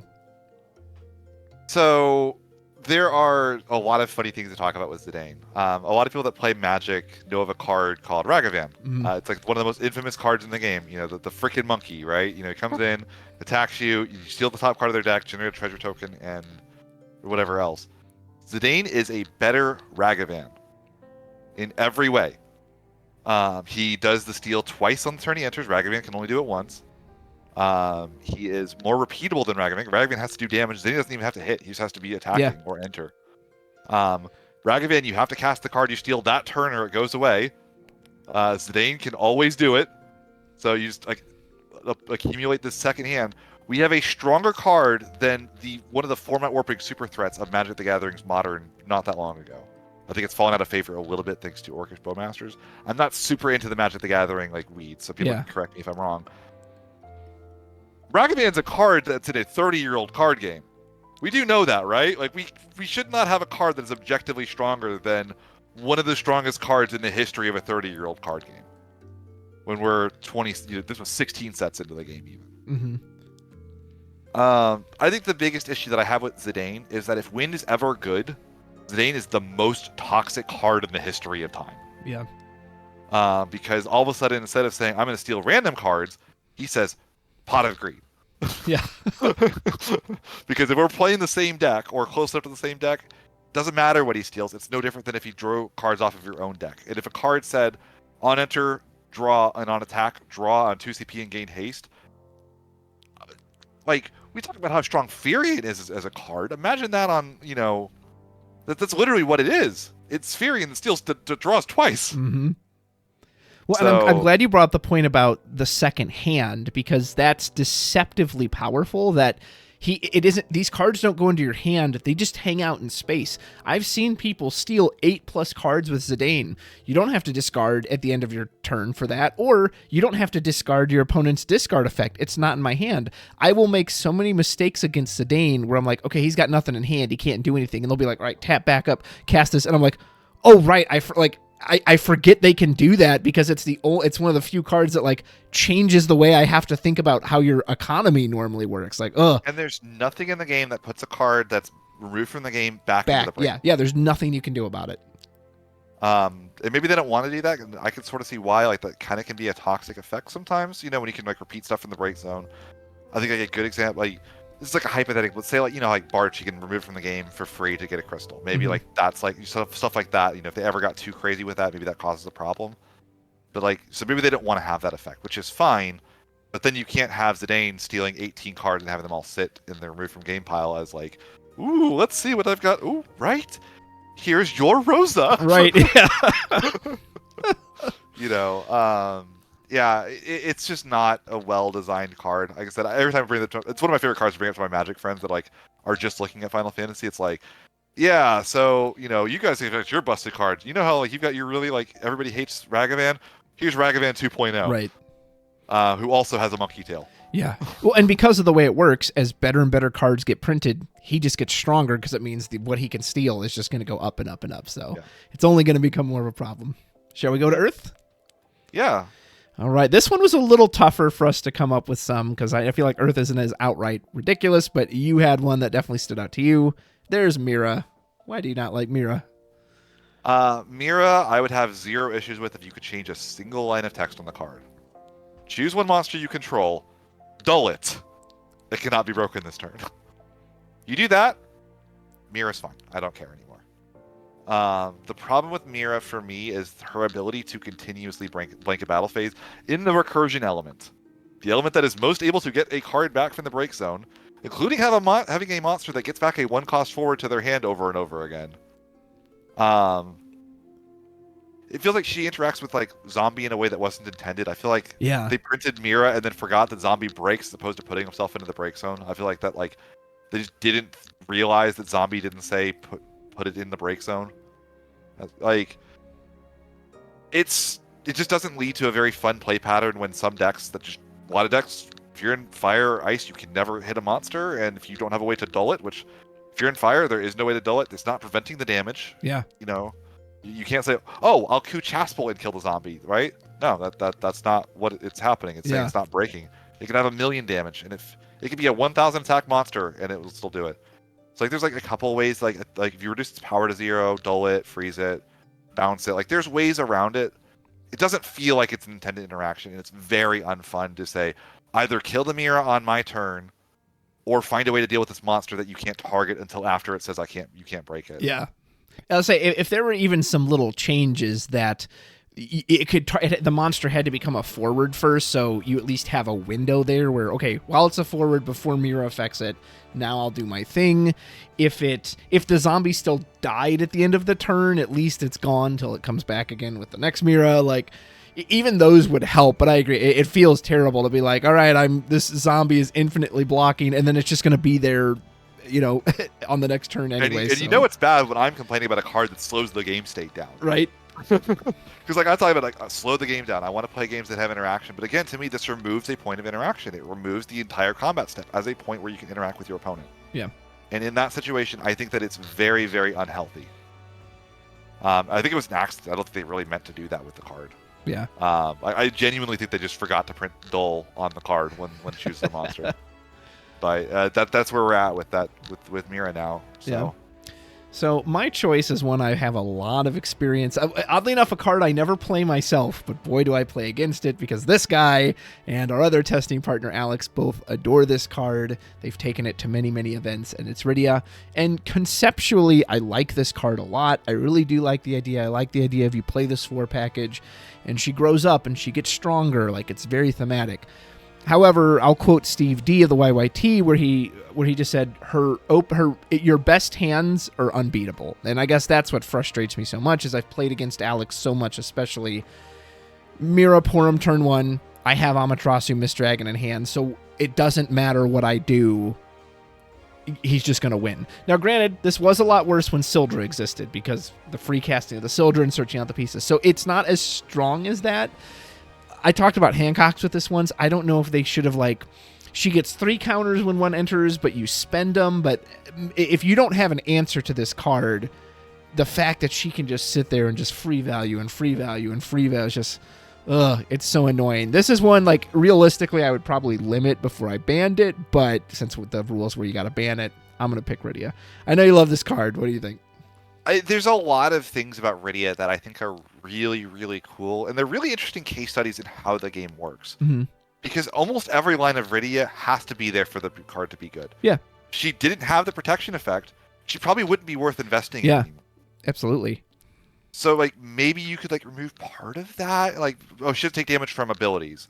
Or, because I think if it's just summons, she probably is too vulnerable still. You probably, okay, cool. You invested all this, really, she feels like a powerful payoff for what she is. Yeah. We've said that about Yuffie, too, that, if she didn't have the protection, she'd probably be worthless. But with the protection, she also feels, obnoxious. And there are decks that, just do not have an out to Rydia. Yeah. Once Rydia has resolved and gets the counters, she's going to stick on the field forever. Mm-hmm. And that feels really bad. The mono win deck that I'm testing right now legitimately does not have a Rydia out right now. Oh, wow. There's no way for me to kill a Rydia. And right now that's relatively okay. I'm okay with that in playtesting, but it's man, the few times I've hit a Rydia, it's scary. It's that thing is going to sit there forever with the ability to Amaterasu me for the rest of the game. Yeah. I think part of it speaks to the power of Amaterasu, how good she is as well. She is the best Amaterasu user in the game by far because she turns Amaterasu into a free counter spell, which is crazy. Ask Ryan Chen; he could not believe how often I draw Amaterasu at the right times in tournament. But it's I also really like that she's so thematic. Yeah. She's really interesting. You have to build around her, I think, a lot of the time. She's not well, at least when you do build around her. I don't, I like that, it's you have to get to 1. I wish, maybe if you just started with 0 and you went to 4 on the first one, so you can't do, the weird thing where it's I'm going to have Rydia as just, a way to enable, 2 cost and lower summons, I think is a little bit kind of, Yeah. Because, a lot of times, if you remove the counters, there's still probably a world where she's still too good because you would just, I'm going to use her to, cast Azura twice for free, and at that point she paid for herself. She goes in, different decks at that point. I don't know, I used to think that was a solution. She just had to remove counters as she played. It doesn't feel like that's how that card should work at times. I would be oh yeah, so the counters come off when you cast a summoner. Yeah. No, they just stay there. Yeah, in Opus 15, a lot of people thought that. I was well, don't you have to spend that? Because every other counter card, it spent the counters. Nope, she just permanently has them. So, she's very complicated in that way. I think she is very, very close to being broken, for sure. But I like the card is the problem. Yeah, and I do too. I genuinely like it. I just hate it. And I don't think that she's broken in this. I don't think that she's a design mistake in the same way that a lot of other cards in the game are. So maybe eventually she will be, and she will be ban worthy, and I think that's fine. And I think that she maybe holds back design space for summons. Notice that ever since Sildra is banned, there is no summon that draws 2 cards. Mm-hmm. period. Like they don't exist. There is no summon that says generically gain 2 cards worth of advantage. They do not exist. I like that she enables summons like 3CP Leviathan that have not seen play in a long time. Yeah. The one that like draws 2, puts 1 on top or bottom of your deck. Every single Rydia list that's on like trying to enable Rydia is on that card right now because it's the best thing you can do with her for a neutral advantage card on your turn. That's really cool to me, right? Like you have to admit that's really cool. Yeah. So there's I love the concept. It's just so frustrating to fight against. It's very frustrating on the games where you go Rydia Porum. Yeah. Well, and like you said, some decks legit just don't have an answer to her. It's like, all right, well, I guess I'm hosed. Or nowadays where you go like Rydia, you go like 2 backups, Rydia, Cecil, and now you can't even target Rydia with an ability because if you target her with an ability, Cecil's going to cancel it. So now she only dies to a summon that doesn't do damage. Yeah. That's a little bit like over the top, right? But yeah, that's kind of that's about where I am with the card. I love the card. I can definitely see why she's very frustrating for people to play against. Yeah. Well, so Lightning is next, and this one was another one I felt like we had a little trouble. You know, I feel like some elements just have more obvious targets than others. First one up, though, what you decided on was Hope, and I know you definitely have some explaining for this one, so tell me about Hope. This one's kind of complicated. So Travis took probably the only card in Lightning that I think is borderline ban-worthy. But I didn't want to take that card either because I honestly like the card. Spoilers, so it's I'm, Man looking, in Black. I'm legitimately like scouring. It's like, well, maybe X-Death. And I'm like, I think X-Death is a decent payoff. There's a cost to playing X-Death because Lightning is a recursion element. So now that having this card that shuts off your own recursion is a genuine, it's a genuine cost of playing the card. It's very often you'll have, like, you're putting to play the X-Death. Okay, I'll sack this like random monster. Comes to my turn. I'm going to go arm in and kill your Man in Black, right? And like, it doesn't do anything at that point. I think it's okay for a deck to have a payoff like that. So like, okay, I don't have an issue with X-Death. So I'm like going down. I thought I joked that like I should do Behemoth K because like people would stop playing Behemoth K at that point. Like Behemoth K to me is like the ultimate like new player, like it's the ultimate Timmy card for me. Like you know, Timmy is your new players in the game. Read Behemoth K. Oh my god, big number, hits hard, 2 damage. On the turn he comes into play, and I'm like, this card is absolutely terrible, and you're going to lose more games by having him in your deck than you are by like not including him. So I think the same with like Ravana. But like, I'm not going to ban a card because it's a Timmy card that like people enjoy playing and think is really, really cool. Like that's the exact opposite of what we should be doing. Mm-hmm. So eventually I settled on the only other thing in Lightning that frustrates me, which is Fire Lightning 13. And I will also say that I don't know that banning Hope would actually do anything because I think that Fire Lightning 13 is just as capable of playing Ice Lightning or Fire Ice. Yeah.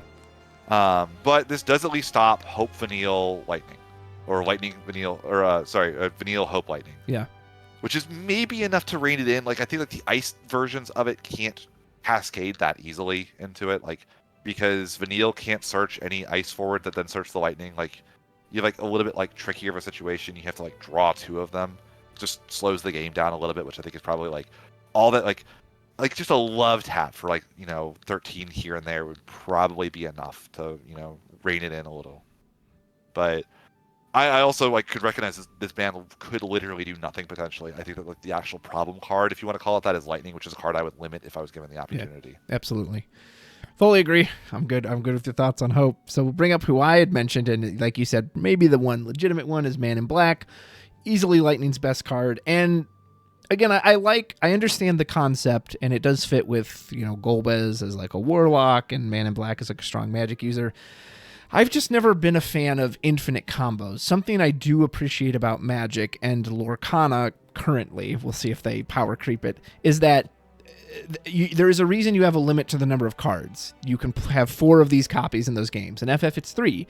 And I think that should be part of it, that if I get through your 3 copies of Sophie, she's done with. I don't have to see her again. I just don't like cards like Man in Black, like Lulu and Wind, who we both had considered, where it's just, I can infinitely Lulu Chocobo, Lulu Asura, Lulu. I don't like Man in Black says, if the summon was removed permanently after he used it, a la the Cryo Legend from Opus 12, I don't think I would mind it. But I hate... Realm. Yeah, exactly. No, Realm puts it back. Realm puts it back. But yeah, just I don't like this...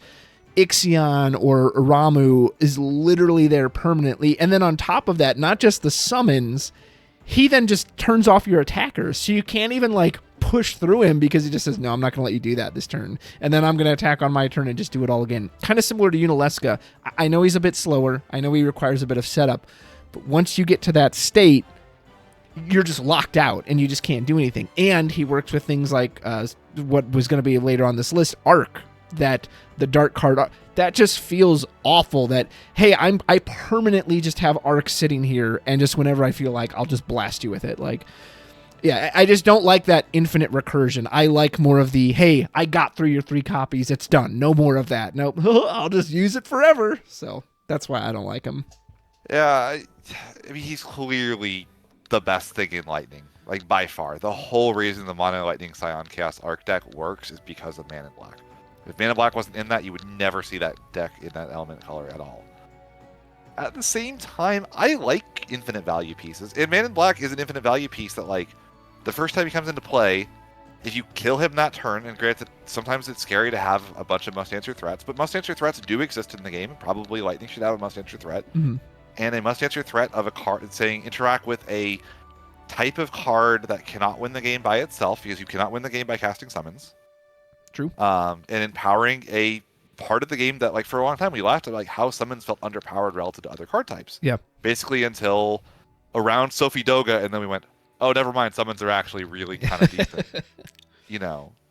But, like, there's a lot of, like, really cool things that Man in Black enables. And if there are very, it feels horrible sometimes when you look at your hand of cards. You don't have another backup. You have 3 backups, and you go tap, tap, tap. Man in Black, I'll remove this Ramu. And they go, okay, Roble, Man in Black is dead. And you go, cool. I just paid 5 CP to recur a single summon that I don't even get to discard for CP later on. Mm-hmm. Right? Like, there's definitely a lot of counterplay and interesting things that Man in Black enables, and I really like that about him. Maybe the argument you can make is that the secondary hand in RFG is a kind of toxic design element that just shouldn't be a thing. But it also, like, that could be an intentional design decision on their part for Man in Black to say, like, well, if he got the summon back, then he's actually generating card advantage. We don't want to generate card advantage. We don't want you to be drawing cards when he comes into play, because that's not Lightning's color identity. We want him to be generating permanent advantage and making things happen in a way that doesn't enable you to, like, okay, I got back Ixion, now discard Ixion, I'm going to now play X down. Right. So there's a balance there, and they maybe went over the line a little bit, but they didn't go over by much if they did. Well, and I think that second hand, that I think similar to Zidane, there's just some part of me that it feels bad when it's like, I can't do anything about that. I can't interact with it. Like, once he removes it, it's just there, and whenever it's best for them, and it's just like, man, I wish I had some way to, like, no, get rid of that or something. Yeah, no, when your opponent, like, discards an Arc with, like, a Chadley or a Cisne, and then they go, okay, Man in Black, and you just know with the moment they draw the Chaos, mm-hmm. that the Arc is gonna, eat you your breakfast, lunch, and dinner. But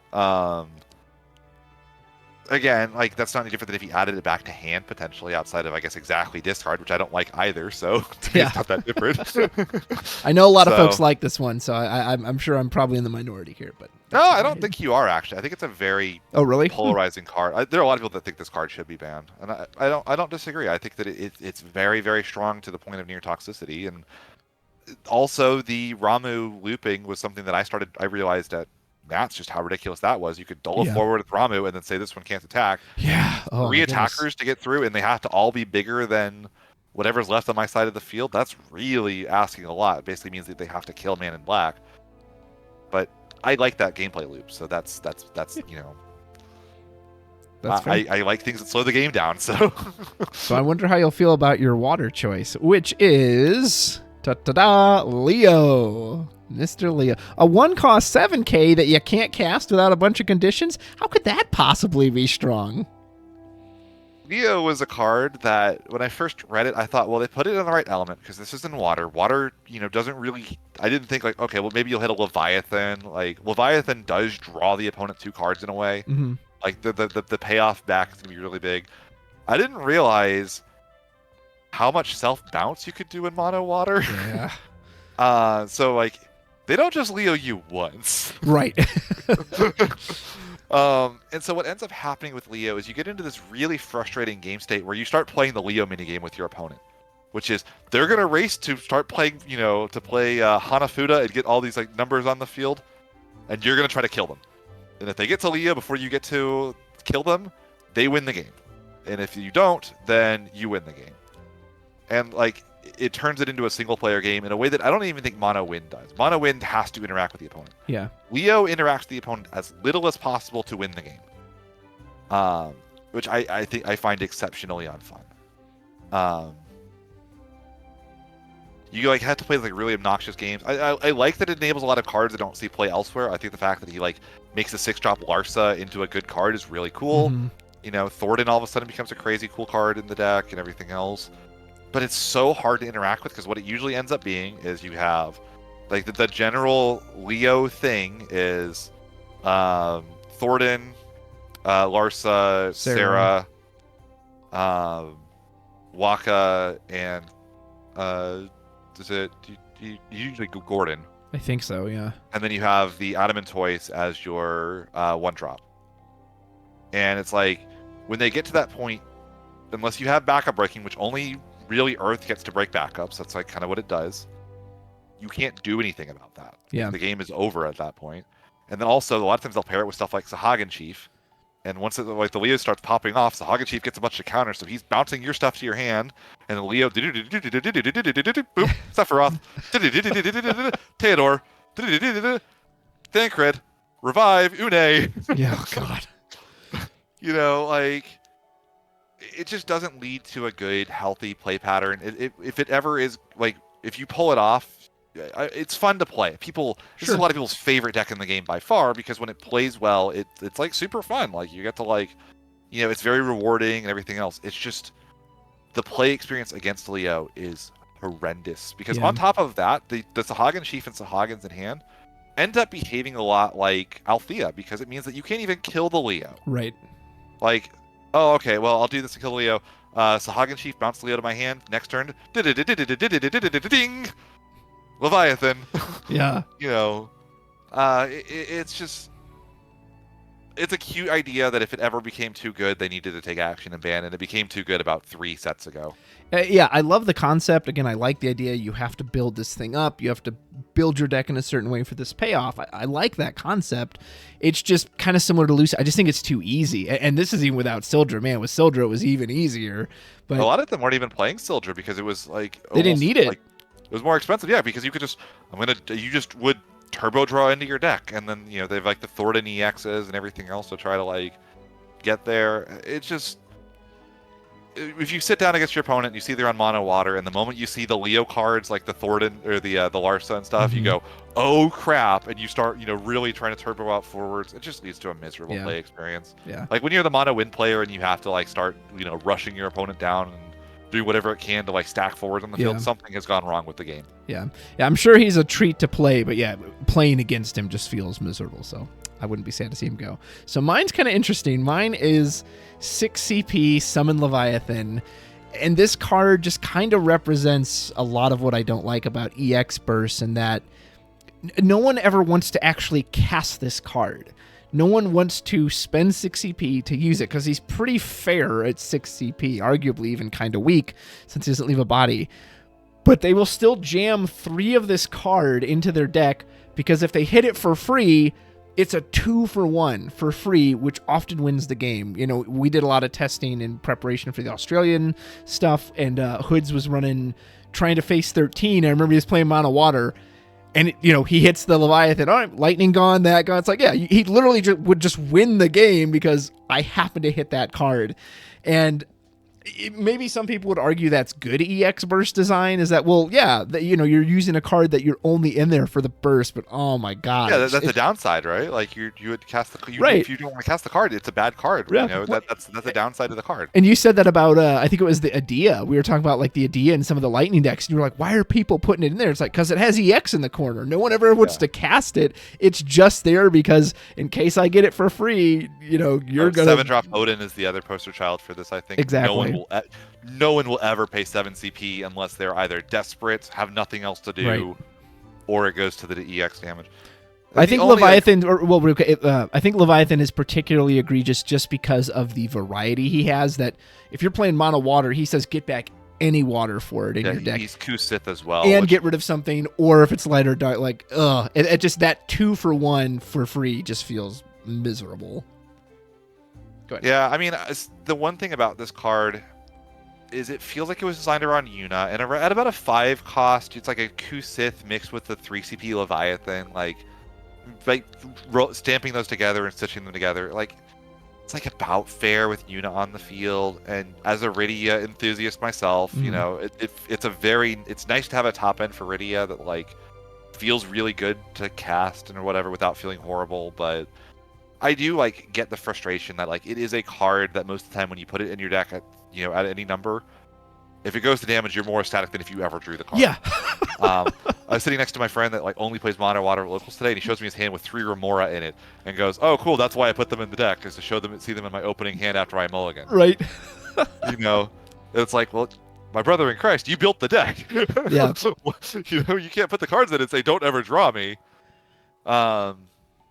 So I definitely like get that. I like that Water has a Kusith mode on a card. I think that again that adds a lot of diversity and interesting decisions, especially in a game where you're discarding cards to pay for other cards. But man, on those games where it stacks, you're like the worst thing, or even worse if you like Chaos Arc and they bounce their forward back to their hand and they put your Chaos in the bottom of the deck and you go, oh, ooh.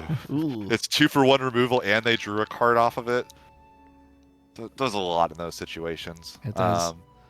I think like honorable mentions here maybe go out to Lena Leviathan, but like I also think like Lena's like relatively fair. There's actually like more counterplay to Lena than I think people realize. So they're weird because again, if you look at the individual text of Lena and Leviathan, I think both are totally fine for their cost and what they read. But the combination of her playing him for free, basically at instant speed, like that also just feels terrible to be on the other side of. Yeah. But even still, I think that like I like those existing because I think that it's a cool power card, and the reason to play Mono Water I think is kind of like very nice for the game in general. Yeah. All right, so that's all the main ones. Let's hit light and dark. First, light. Well, this card just came out. Could it already be ban worthy? What's so bad about Sky Serpent? So this pairs a little too well with another card that I had on this list, which is I don't like a card that says the game ends in 3 turns. Also, you have now discarded 2 cards. Deal with my thing or you're going to lose. So it's funny because when I first read this, like, oh, it's Warrior of Light at home. Yeah, most people thought that. It's just a stat stick. Normally those are bad. And what I didn't, just because we haven't had a card like this, and I should have realized some of this because one of my favorite pet cards for a long time were the Waft Twins in Opus 16, the ones that like you could remove a monster and you start of your attack phase, you could dull a forward or give a forward haste. And that Rain always felt like a card that was like one good monster away from being broken. Like a good monster deck away from being broken. And I've also noted in the past how good. I used to talk about how I thought that Nyx was very scary as a card because there were decks that could not out Nyx, and he would have first strike and untargetability by abilities as long as you could just keep getting a Kingslave into the break zone every turn. Which obviously I'm not saying Nyx is a problematic card, but defensively first strike is an amazing keyword. Yeah. And Warrior of Light, again, it's a card that came out, and everyone's like, oh, it's Warrior of Light. I don't think anybody realized how good that like keyword soup was going to be on a card, but Warrior of Light does something very cool. Warrior of Light slows the game state down. Rug is Warrior of Light if Warrior of Light's goal was to end the game as fast as possible.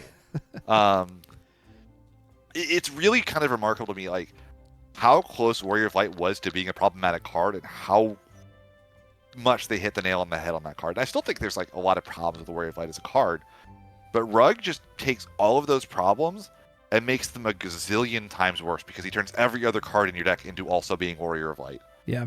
And there's a lot of good attack triggers, or enter the field and attack triggers. Seeing Zidane all of a sudden have a resurgence. Why? Because he can draw you 2 cards the turn he comes into play while doing 2 damage, and then also you have to deal with this like big freaking threat on the field, or you're going to lose the game. Rufus Rug is the most disgusting thing in the game. You've taken 2 damage. You have to deal with 2 forwards. You can't just kill Rufus because the Rug will just give something else haste next turn. He'll give a Laswell haste. You'll discard anyway. Yeah.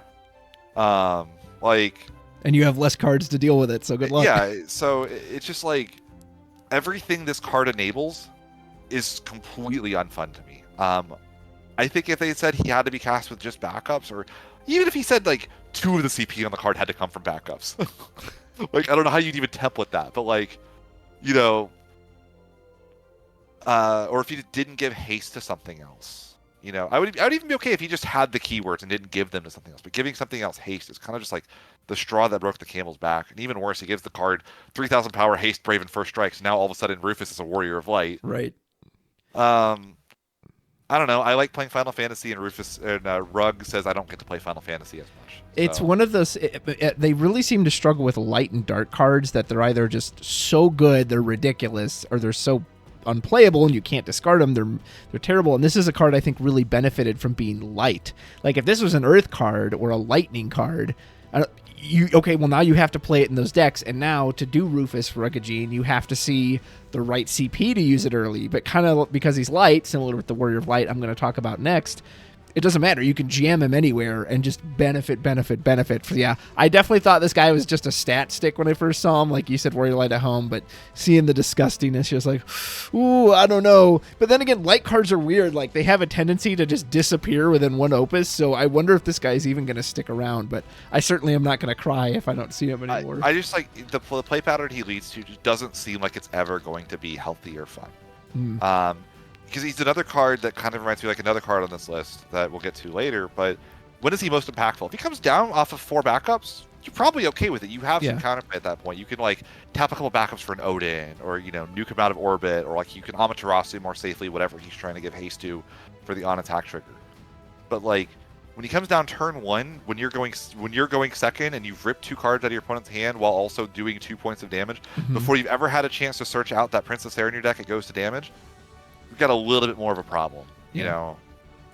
So that's like kind of where I'm at with this card. I know it's like, Ghoul's just complaining about the new stuff, but like, I really liked. I think it was Steve D had a tweet on this. It was like, it really says something about the design of Opus 21 when the top 16 players in the world all showed up and all thought aggro was the only thing worth playing. Yeah.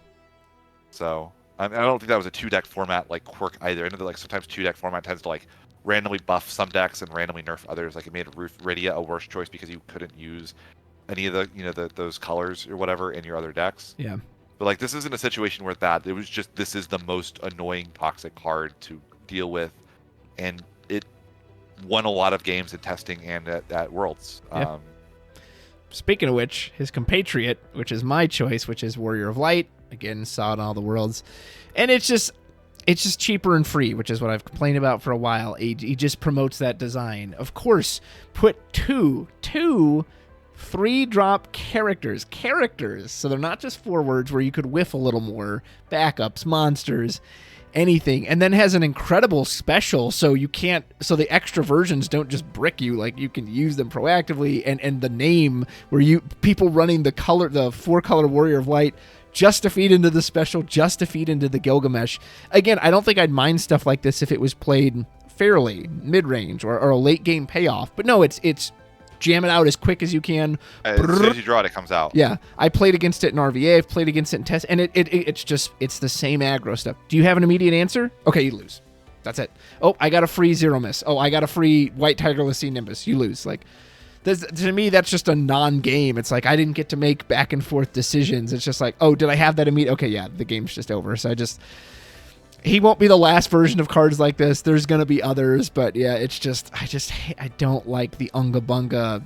Blah, answer it now. Okay, game's over. I'm like, cool. I'm glad I drove 20 minutes to this shop to have a 5-minute match.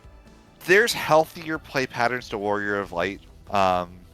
Things that I actually like the card enables. I've seen him in like a wind water deck where he's like hitting backups intentionally, and like that's a thing. And I like the deck building restrictions that come with him more than something like a Leo. Leo's deck building restriction is a lot easier to meet, I almost think, than what Warrior of Light asks you to do. And I think they're also, because of what Warrior of Light does, he opens up counterplay to in some ways with things like Arcanist. I've said like could be a problem for cards like this that say play a critical mass of characters of this count. Yeah. But this card came out, I think, significantly stronger than I or Hobby Japan. And they really tried to nerf this card, I thought, a lot. The fact he has to be cast. You can't cheat him into play in any way and get the effect. You can't Renoa flicker him, or anything like that to get it to work. Like, they really tried, I think, on this card to find that balance between good enough to see play, saying he hit characters. They could have very easily said this card only hits forwards. Yeah. And it probably still would have seen play in like the Gilgamesh FFPE deck that Alex Kinhawks absolutely probably could have found a way to make this card work. Yeah. Like revealed 7 and only played forwards, right? You know, like say like revealed more cards to pair up with that, you know. But it really is just like this like accident. I really don't feel like they intended for that to happen, where this card became an aggro card as opposed to like a really strong value piece. And there's cool stuff this card does. I really like that, like Exo-Ray is a card that came from out of nowhere, and all of a sudden, like, well, it gives you something to hit with Warrior of Light that like refunds some value and gives you the ability to keep playing after casting him. I think that's super cool. Yeah. Right? Like, great. I think it's kind of stupid. You can go Exo-Ray Go-Go, and then Exo-Ray crack itself, Go-Go copy Exo-Ray. I'm going to draw 4 cards. Yeah. Like, that's a little silly, but like, it's a really cool card with so many cool applications. And unfortunately, the most common application while it exists, and an application that will probably always exist, is Warrior of Light, hit 3. I'm going to hit Zidane and something else. I'm going to rip the card out of your hand, and also there's an Ashtola, so you can't Shantoto me. Yep. Also, I have another Warrior of Light in hand, so if you try to target my stuff, I'm going to cancel it anyway. Yeah. Like, well, and that the consistency of that, again, it benefits actually from being light because you don't have to see the right element. It doesn't. All you need is the Arya or the Sarah or the Princess Gob. Like, the consistency of you're gonna see it because you're gonna get one of those backups, and you don't need the right CP to play it because he'll play off of anything. Like, it's one of those that all those little factors just add up to it being so frustrating. It's one of those cards, like it feels like it's right on the verge, and it's like, you know, I talk about like how like Warrior of Light's a card that like was right on the like the 4-cost Warrior of Light, or 4-color was like right on the verge of being too good, but they like put in just the right amount of restrictions where it's like maybe the best card in the game, but never feels like it like breaks the game by existing or like causes non-games necessarily. And they just barely overshot this one. And it's like, it's hard because I don't know how I would fix it other than to just not print cards that flip cards like this. Or like maybe like if it had to play a forward and a backup or something. Or like, again, and maybe you have a restriction where 3 of it has to be paid with backups as opposed to being, like, that also goes against the spirit of the game in a way, where it's like, because then you're saying like, well, then you're playing Magic, because the whole point of the game is that you can play for cards from hand. Right. You know, like saying arbitrarily, well, this card's really cool and powerful, but we don't want you playing it on turns 1, 2, or 3, isn't the same as like, you know, that's a different design space that like. Absolutely. I think that that's a different card game than Final Fantasy. But then does Warrior of Light fit in Final Fantasy as a whole? Then would be my next question. Then if we can't put those kind of restrictions and have it feel like a Final Fantasy TCG card, I would argue that maybe this one is a little bit over the line. We do have an honorable mention for this one, which is Light Lightning. Yeah. I would love to see that card go to 1. Yeah, definitely wouldn't want to ban it because I don't want the deck to just die, but it probably should be limited. Maybe that would kill it, but also, like, it really sucks to lose on turn 3. Yes, it does. And again, there's so little counterplay to what 13 does for some decks, and it like really gate-kept a lot of interesting things out of the format, I thought, for a while. You know, a lot of decks that I experimented with around when that deck was really rising in prominence was just, does this have a way to beat going second, hope Vanille, pass? And a lot of decks didn't, and even like the best answers I found lost a lot. Stuff like I was with like Retainers as an engine that like people don't think of Retainers, but like Retainers to me is like the premier anti-aggro set of cards. Like it's so good Noctis at stopping Gladiolus, Noctis Gladio is like, I'm going to kill that thing, and also I've got a huge ass blocker on my side of the field, and also I've got a value engine you have to kill, or I'm going to keep killing your forwards that are trying to kill me, right? And that lost to 13 a lot. I think that like putting it to 1, they have to invest in recursion potentially at that point, which maybe changes how the deck plays. Lightning has a lot of recursive effects. Reeve all of a sudden becomes really good. Cards like, you know, Emperor Gestal now go in the deck a lot more. You know, a lot of like things like that I think would be actually really healthy and like good for the deck to force them to actually play. But it is really frustrating, like how often, how repeatable that damage loop is. Yeah. So, and I think the deck would still be good.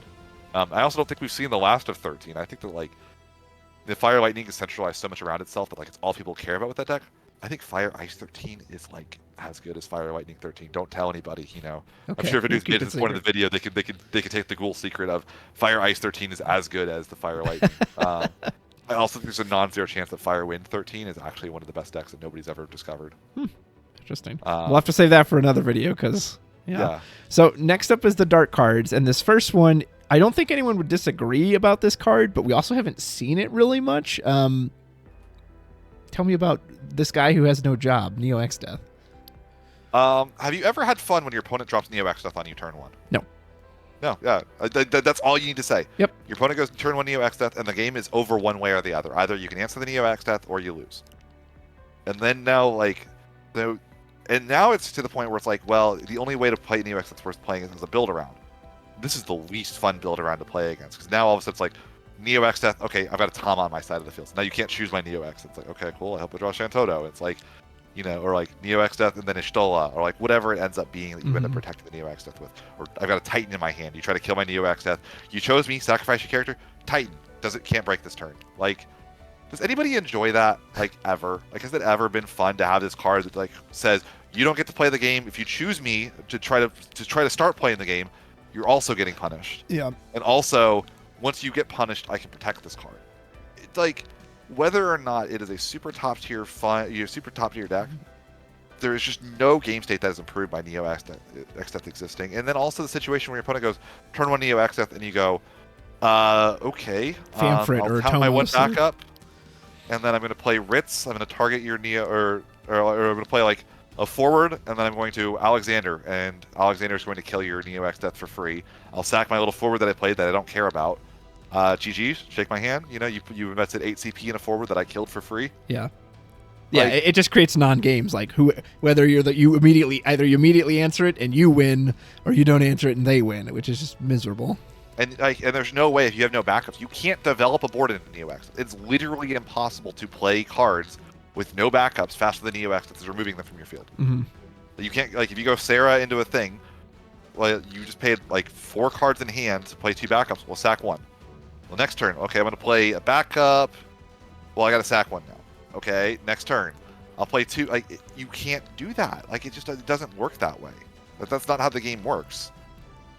Again, it's one of those cards. And it also, the worst feeling is if you're like maybe you tech a 1 out Neo X Death in a deck, you can search it out with a Tyro or a Larsa, right? Mm-hmm. Is there a worse feeling late game than drawing Neo X Death when your opponent has like 20 characters? Yeah. Like, yeah, sure, I'll sack this little, this guy did his job. We'll send him into the break zone, and I'll kill the Neo X Death like 3 turns from now. It's just never fun. Nope. It'll never be used for anything fun or fair, which applies to our next one, because I think you said everything about him perfectly, and that's I chose Arc for very similar reasons. That if you always had to pay 9 for this card, I wouldn't have an issue with it. Paying 9 for a summon that doesn't leave a body to kill something and discard 2, that seems a fair rate. But no one will ever pay 9 for this. They use it with Chaos, in which it's just completely free. Or maybe even some few people using it with Darkness Manifest, but then you're still paying 2 for it. And then Man in Black recurs it. Like, I don't hate the idea of the card, but I do hate cheaper and free. And the only time people play this card is for free. And for free, killing any forward on your board and discarding a whole turn's worth of draws is backbreaking and just miserable to play against. So that's why I don't like Arc. It's definitely a frustrating card. Again, it has my least favorite keyword in the game, which is discard, on it. I do like one thing this card does, which is the decks that play Chaos Arc are playing 6 dark cards. Yes, true. With no fixer. No card that says you can have multiple dark cards on the field. No nothing. And yes, that means the deck can be a bricky mess at times. But I think the creativity that has come out of this archetype of you're playing 6 dark cards and you have to play them because it's an engine requirement to make Chaos Arc good enough to be worth playing. But also, how do you get value out of these big freaking... Like, did you ever think Cisne would be a card that would see widespread play in anything? Right. Like, how cool is that? Yeah. I fully agree. I like that enabling. That part is cool. The moment you ban Arc, that goes away. We're not playing 3 Chaos without that. Chaos goes right back to being... Chaos was a bulk legend. Yeah, absolutely. It was a 50-cent legend before Chaos Arc really took over the game. So, like, I really like a lot of elements of what this archetype provides, and I think it has to be this good to make you play that. Now, is this a healthy play pattern is a separate question, and I don't know that it is. But that's the argument that I have in Arc's favor, is that I think compared at least to the light cards on the list, and even Neo X Death, there is a healthy game state thing that Arc provides for the game. Which is fair. Regardless of whether or not it is a healthy, good card that should exist, it has a positive benefit on the format in a way that Neo X Death Rug, maybe Warrior of Light do not have on the game. I don't think that is my pitch for why I think Chaos could stay in the game. Yeah, that's fair. That was a good pitch. Maybe put it to 1 instead. Yeah, that's true, and that's another one that like limiting it, and then maybe if you can exile it with a Mist Dragon, now you don't have 2 others that you still got to deal with. So, but I agree. I like the deck building it encourages. It's miserable to play against when it goes off. All right, finally some multi-elements. This one I definitely disagree with you on because I like this card, but I know how much you hate it. What's wrong with Mr. Al-Cid here? This is like a personal vendetta card for me. Yeah. Ever since this card has been printed, I think I have about a 5% win rate in a game in which Al-Cid resolves his effects. I just think he does too much. I think that he enables a lot of the cards and archetypes in the game that I don't like seeing. I think Al-Cid Zeromus is completely stupid. I think he enables a card like Renoa, which is another card that like I actually didn't even mention in this, but like Renoa is another card that will never be for anything fair. Yeah. If a card has Renoa in it, you know it is up to some bullshit. Pardon my French, but like Al-Cid to me, it is mind-blowing to me that people are starting to cut this card from Ice Lightning, because I just read this card and it says, for the rest, in an aggressive deck, like which Ice Lightning tends to be, you can no longer block me, you can no longer do anything with Force for the rest of the game, and I'm bringing my best friend to the party, whether that's Laswell, whether that's Zeromus, whether that's anything else. Ice, yeah, Lightning. Whatever my best friend is at the moment, Sephiroth. Yeah. You know, like, there's no restrictions. He doesn't have to, like, play nice with Category 12. No, he just says, whatever the best friend is that happens to be my hand right now, he's coming in, and he's going to make your life miserable, and you're either going to answer me and, like, maybe have a chance, or you're going to lose, and neither of us is going to have fun in this game, because I'm going to either kill you in 3 turns, or you're going to wipe me right here. Like, there's, to his defense, and to... a lot of Ice Lightning and Jorah's defense. There's a lot of things that I do like about Ice Lightning. I think it's one of the decks that for a long time was one of the only decks that had an argument to go second, which I think is really cool. I think the fact there's a deck that had an argument that like, well, actually, I'm going to let you go first. You're going to play your Sarah, and I'm going to Laswell you, and you're going to hate me for it. Mm-hmm. And now all of a sudden we've got this mini game going on of like, you got to kill the Laswell, but then I can play another Laswell. Yeah. Or you put a forward in so Laswell can't attack, and then I play my Charlotte, and the Laswell gets dull, and I'm still going to be developing my backups, and you're going to be ripping your hand apart. Mm-hmm. Like, I think that like that's like actually kind of neat. Like I like that as a thing that existed. But every time Al-Cid, he just in the same way like Mira does it to a lesser extent, he just disables a part of the game, which is the battle phase and blocking. And he says that you're no longer blocking and your forwards are never active for the rest of the game while Al-Cid's on the field. That's what I don't like about the card.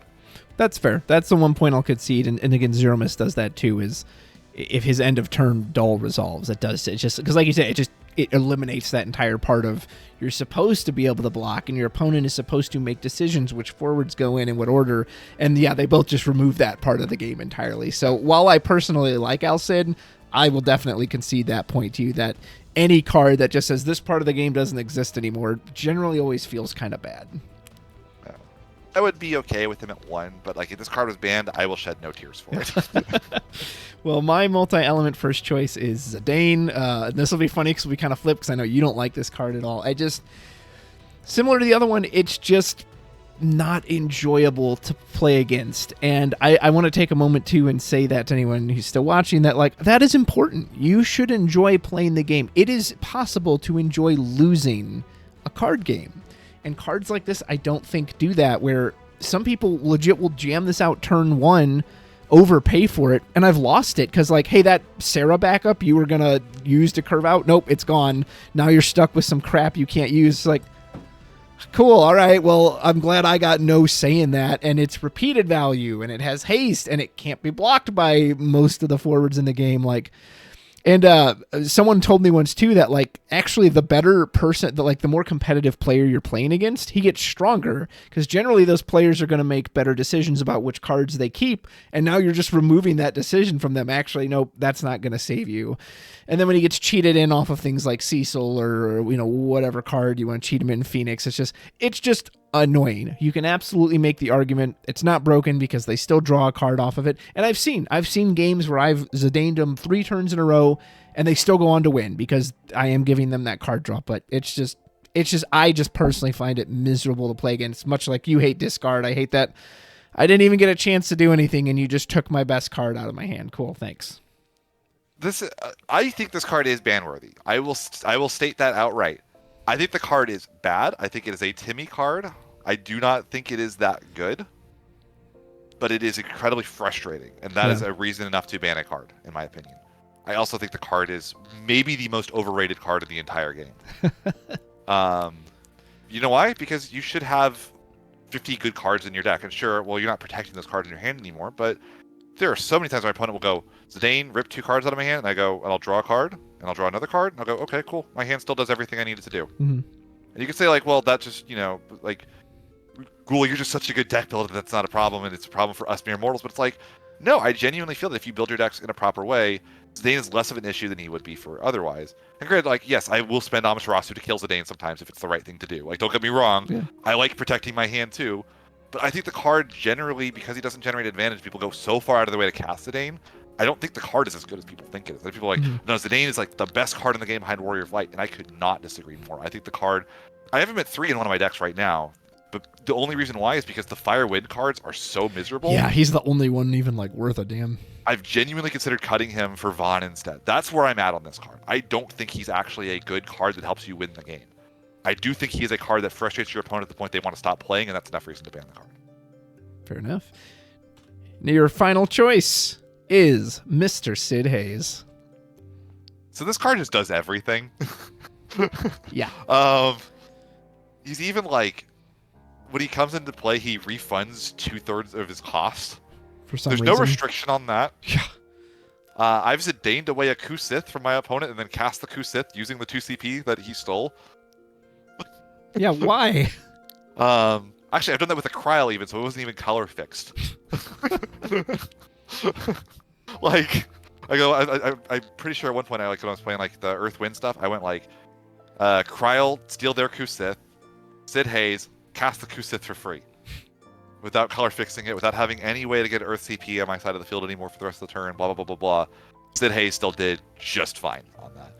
He cheats into play stuff like Realm that probably should not objectively be in Windstorm cast piles. Yeah. And then, like, the continued value, like, a lot of Icewind's game plan is, like, build 2 backups and then Sid Hayes lock your opponent out of the game so they'll never have a backup for the rest of the game and they'll never get to play the game again because you're discarding their hand with lock and you're dull freezing their stuff and you're stealing their deck with Zidane and they aren't playing the card game anymore. There's an argument that this should be lock, but I think, like, lock, again, he fits what I want those big cast payoffs to be. He gets cheap, he gets strong, but you always have to pay. He always costs 2. It's impossible to ever cheat him for less than 2. Thank God Sid doesn't work with lock. But, like, yes, you can repeat him with Chocobo. Yeah, burn your Chocobo to do the lock again. That's totally fine. Yes, it's great. It's really powerful. It should be. He's an 8 CP card that requires you to invest so heavily into him. Sid doesn't have any of that. He just gets to come out there as, like, your first or second cast of the turn, and then he just overly pays for himself. Like, literally my first interaction against this card was you playing it in your Earth Wind, and you played Sid Hayes and free cast Kusith, and I was like, well, you can't do that. Hold on. Like, I was reading the card, I was like, wait, really? You can just cast that? It's not even an Ice Wind card. It's an Earth card. Yeah, it's just bonkers. And, like, and again, I've had a game, the only games I went against 13 playing Ice Wind for a while were just, did I chain Sid Hayes' 3 cast trigger every single turn until the end of the game? I did it a couple of times. Like, that's how I won those games. But, like, who wants that? Yeah. Who wants to have this thing where, like, for the rest of the game, 2 of your backups are just permanently disabled? Like, just let me break them at that point and be done with it, right? At least then I can play new ones. Yeah. So, I just don't think this card has ever led to a healthy play pattern for Icewind. And again, he goes into those, like, Luso slurry piles that I just don't think are very healthy and lead to other problematic designs where really cool cards like Balthier are getting, I think, generally underrated just because why would you ever do that when you can just play Sid Hayes and say your opponent doesn't get to play, or play Luso and wipe their board? So that's my thought process on Sid Hayes. Yeah, he's a pain. I hate playing against him. Like with Luso, a lot of the win stuff, I wouldn't mind it if it was some big payoff down the line, but as early as turn 1 or 2, he's already doing his shenanigans, and it just feels miserable to play against, so I don't like him. Final card for multi-elements, and I chose Une. In some ways I like this card. Again, a lot of surprisingly, I actually like a lot of the cards on this list. And I like the idea of Une. Bounce is always kind of an underused version of removal. And so I kind of like something that sees bounce. I love the art. I love the dual colors. But the bouncing a backup in particular is very brutal sometimes, especially if she comes down early, and she can come down early because not only is she an even cost, it's pretty easy to reduce her cost early, especially in those like summon heavy decks, and you're just trying to get set up. And so it creates this state where they bounced your one backup or your two backups, and not only do you now still need time to set up, you have to kill this thing. If you don't kill her, the game is over. Yeah, if she even recurs one summon worth of, it's just like, oh my god. And then throw things like Rosa on top of that. I mean, we saw it all throughout Opus 20. Rosa, Warrior of Light, Une. Literally, you cannot, anything you do, she'll get the Mist Dragon, she'll get the Amaterasu. Like, it just, I don't like that. I don't like that it's this, hey, I just weakened your state, and also you have to immediately deal with me, or I'm just going to take over the game. Like, it feels so brutal. It genuinely starts to feel hopeless at that point. Yeah, like, it does. If your opponent has a Ready on the field with an Une, and you like see the Shantoto in your hand, that Shantoto is never resolving for the rest of the game. So like, you have to like, it's such a. I really like Une. I actually think that, like, again, I like perpetual value cards. I like the fact she's a big card that really should not be attacking. Yeah. I've talked before about, like, I think that's really cool because then there's a payoff that does not end the game. It forces there to be more interaction and more decisions made for both players. That's really, really cool. But man, when she really pops off, the game just ends. It's a slow end sometimes. Where you're like, they're attacking one turn at a time with Warrior of Light and kind of getting in there a little bit, and no matter what you do, the game is going to end whether you want it to or not, and that feels really bad. Yeah, similar to Man in Black or Chocobo Lulu. It's like, it's just that this summon now never goes away, and you're just Kusithing over and over again, or whatever, over and over again. Like, I don't know. Maybe they should have forced you to always pay 6. Maybe the cost reduction was too much. Maybe just the repeated value of the summon. Like, again, I actually like the card. I like the idea of the card, but it's just miserable to play against. It gets brutal sometimes, yeah. And again, it's what it seems like. I like the idea of perpetual value cards because I think that they need to exist, because I think that creates a dichotomy where, like, a card like Vincent is a card that, like, does a one-time burst or whatever. Most of the time he's done his job. I like that there are cards that, like, no. If it dies the turn after it comes into play, they have overpaid for the effect probably. Yeah. If you pay 4 or 6 or even 4 for Une, and they kill it that turn, usually it doesn't feel that good. Yeah. But she does her job very, very well. Yeah, she does. Well, so that would be our fantasy bands. Ghoul, we have talked for a long, long time here, sir. Is there anything else you want to say before we wrap up? If you're still in chat, like, put a little smiley face at the end of your message so we know that you watched this far, because I talked a lot. I apologize for that. No, that's what they're here for. Yeah, no, I hope so. I'm sure people are listening to this at work and having a good time. But yeah, put the little smiley face. We'll know it was you here at the end of the video having a good time with us, talking about us in Fantasyland, and kind of. I know. I like hearing people talk about cardboard, children's card games. Yeah, absolutely. It's fun. That's why we're here. You wouldn't be watching this if you didn't enjoy it too. So again, thank you all for listening and having fun with me and Rudrose. And yeah, I hope you guys keep showing up. Keep playing Final Fantasy. Keep watching. Everybody's content for it. Myself, Rudrose, Steve D, the YYTs, or YYT in general, Emo Tempest, like, everybody that makes content for this game is fantastic, and, like, really, there's so much good information out there. Alex Hancock writes up reviews on the game. People really like this game and really want other people to play it, and I think that, like, that's just a fantastic place for a card game to be, where everybody really is trying to, share why they love a card game. I think it's super cool. Absolutely. You can check out Ghoul's. Try that again. You can check out Ghoul's channel in the link description below. I'll have it linked there. I really appreciate you watching. If you enjoy this kind of content, like, subscribe, leave me a comment. Let me know what cards you would like to see banned, what ideas I threw out about the competitive season that you loved, you hated, whatever. Appreciate all that. Know that everything I say comes from a place of love. I love Final Fantasy. I want to see it succeed. I want to see it do well. I hope the 2024 season is even better than the 2023 one. Cool. Thank you again so much for being here. Have a great day. Have a great Christmas. Have a great New Year. And until next time, take care.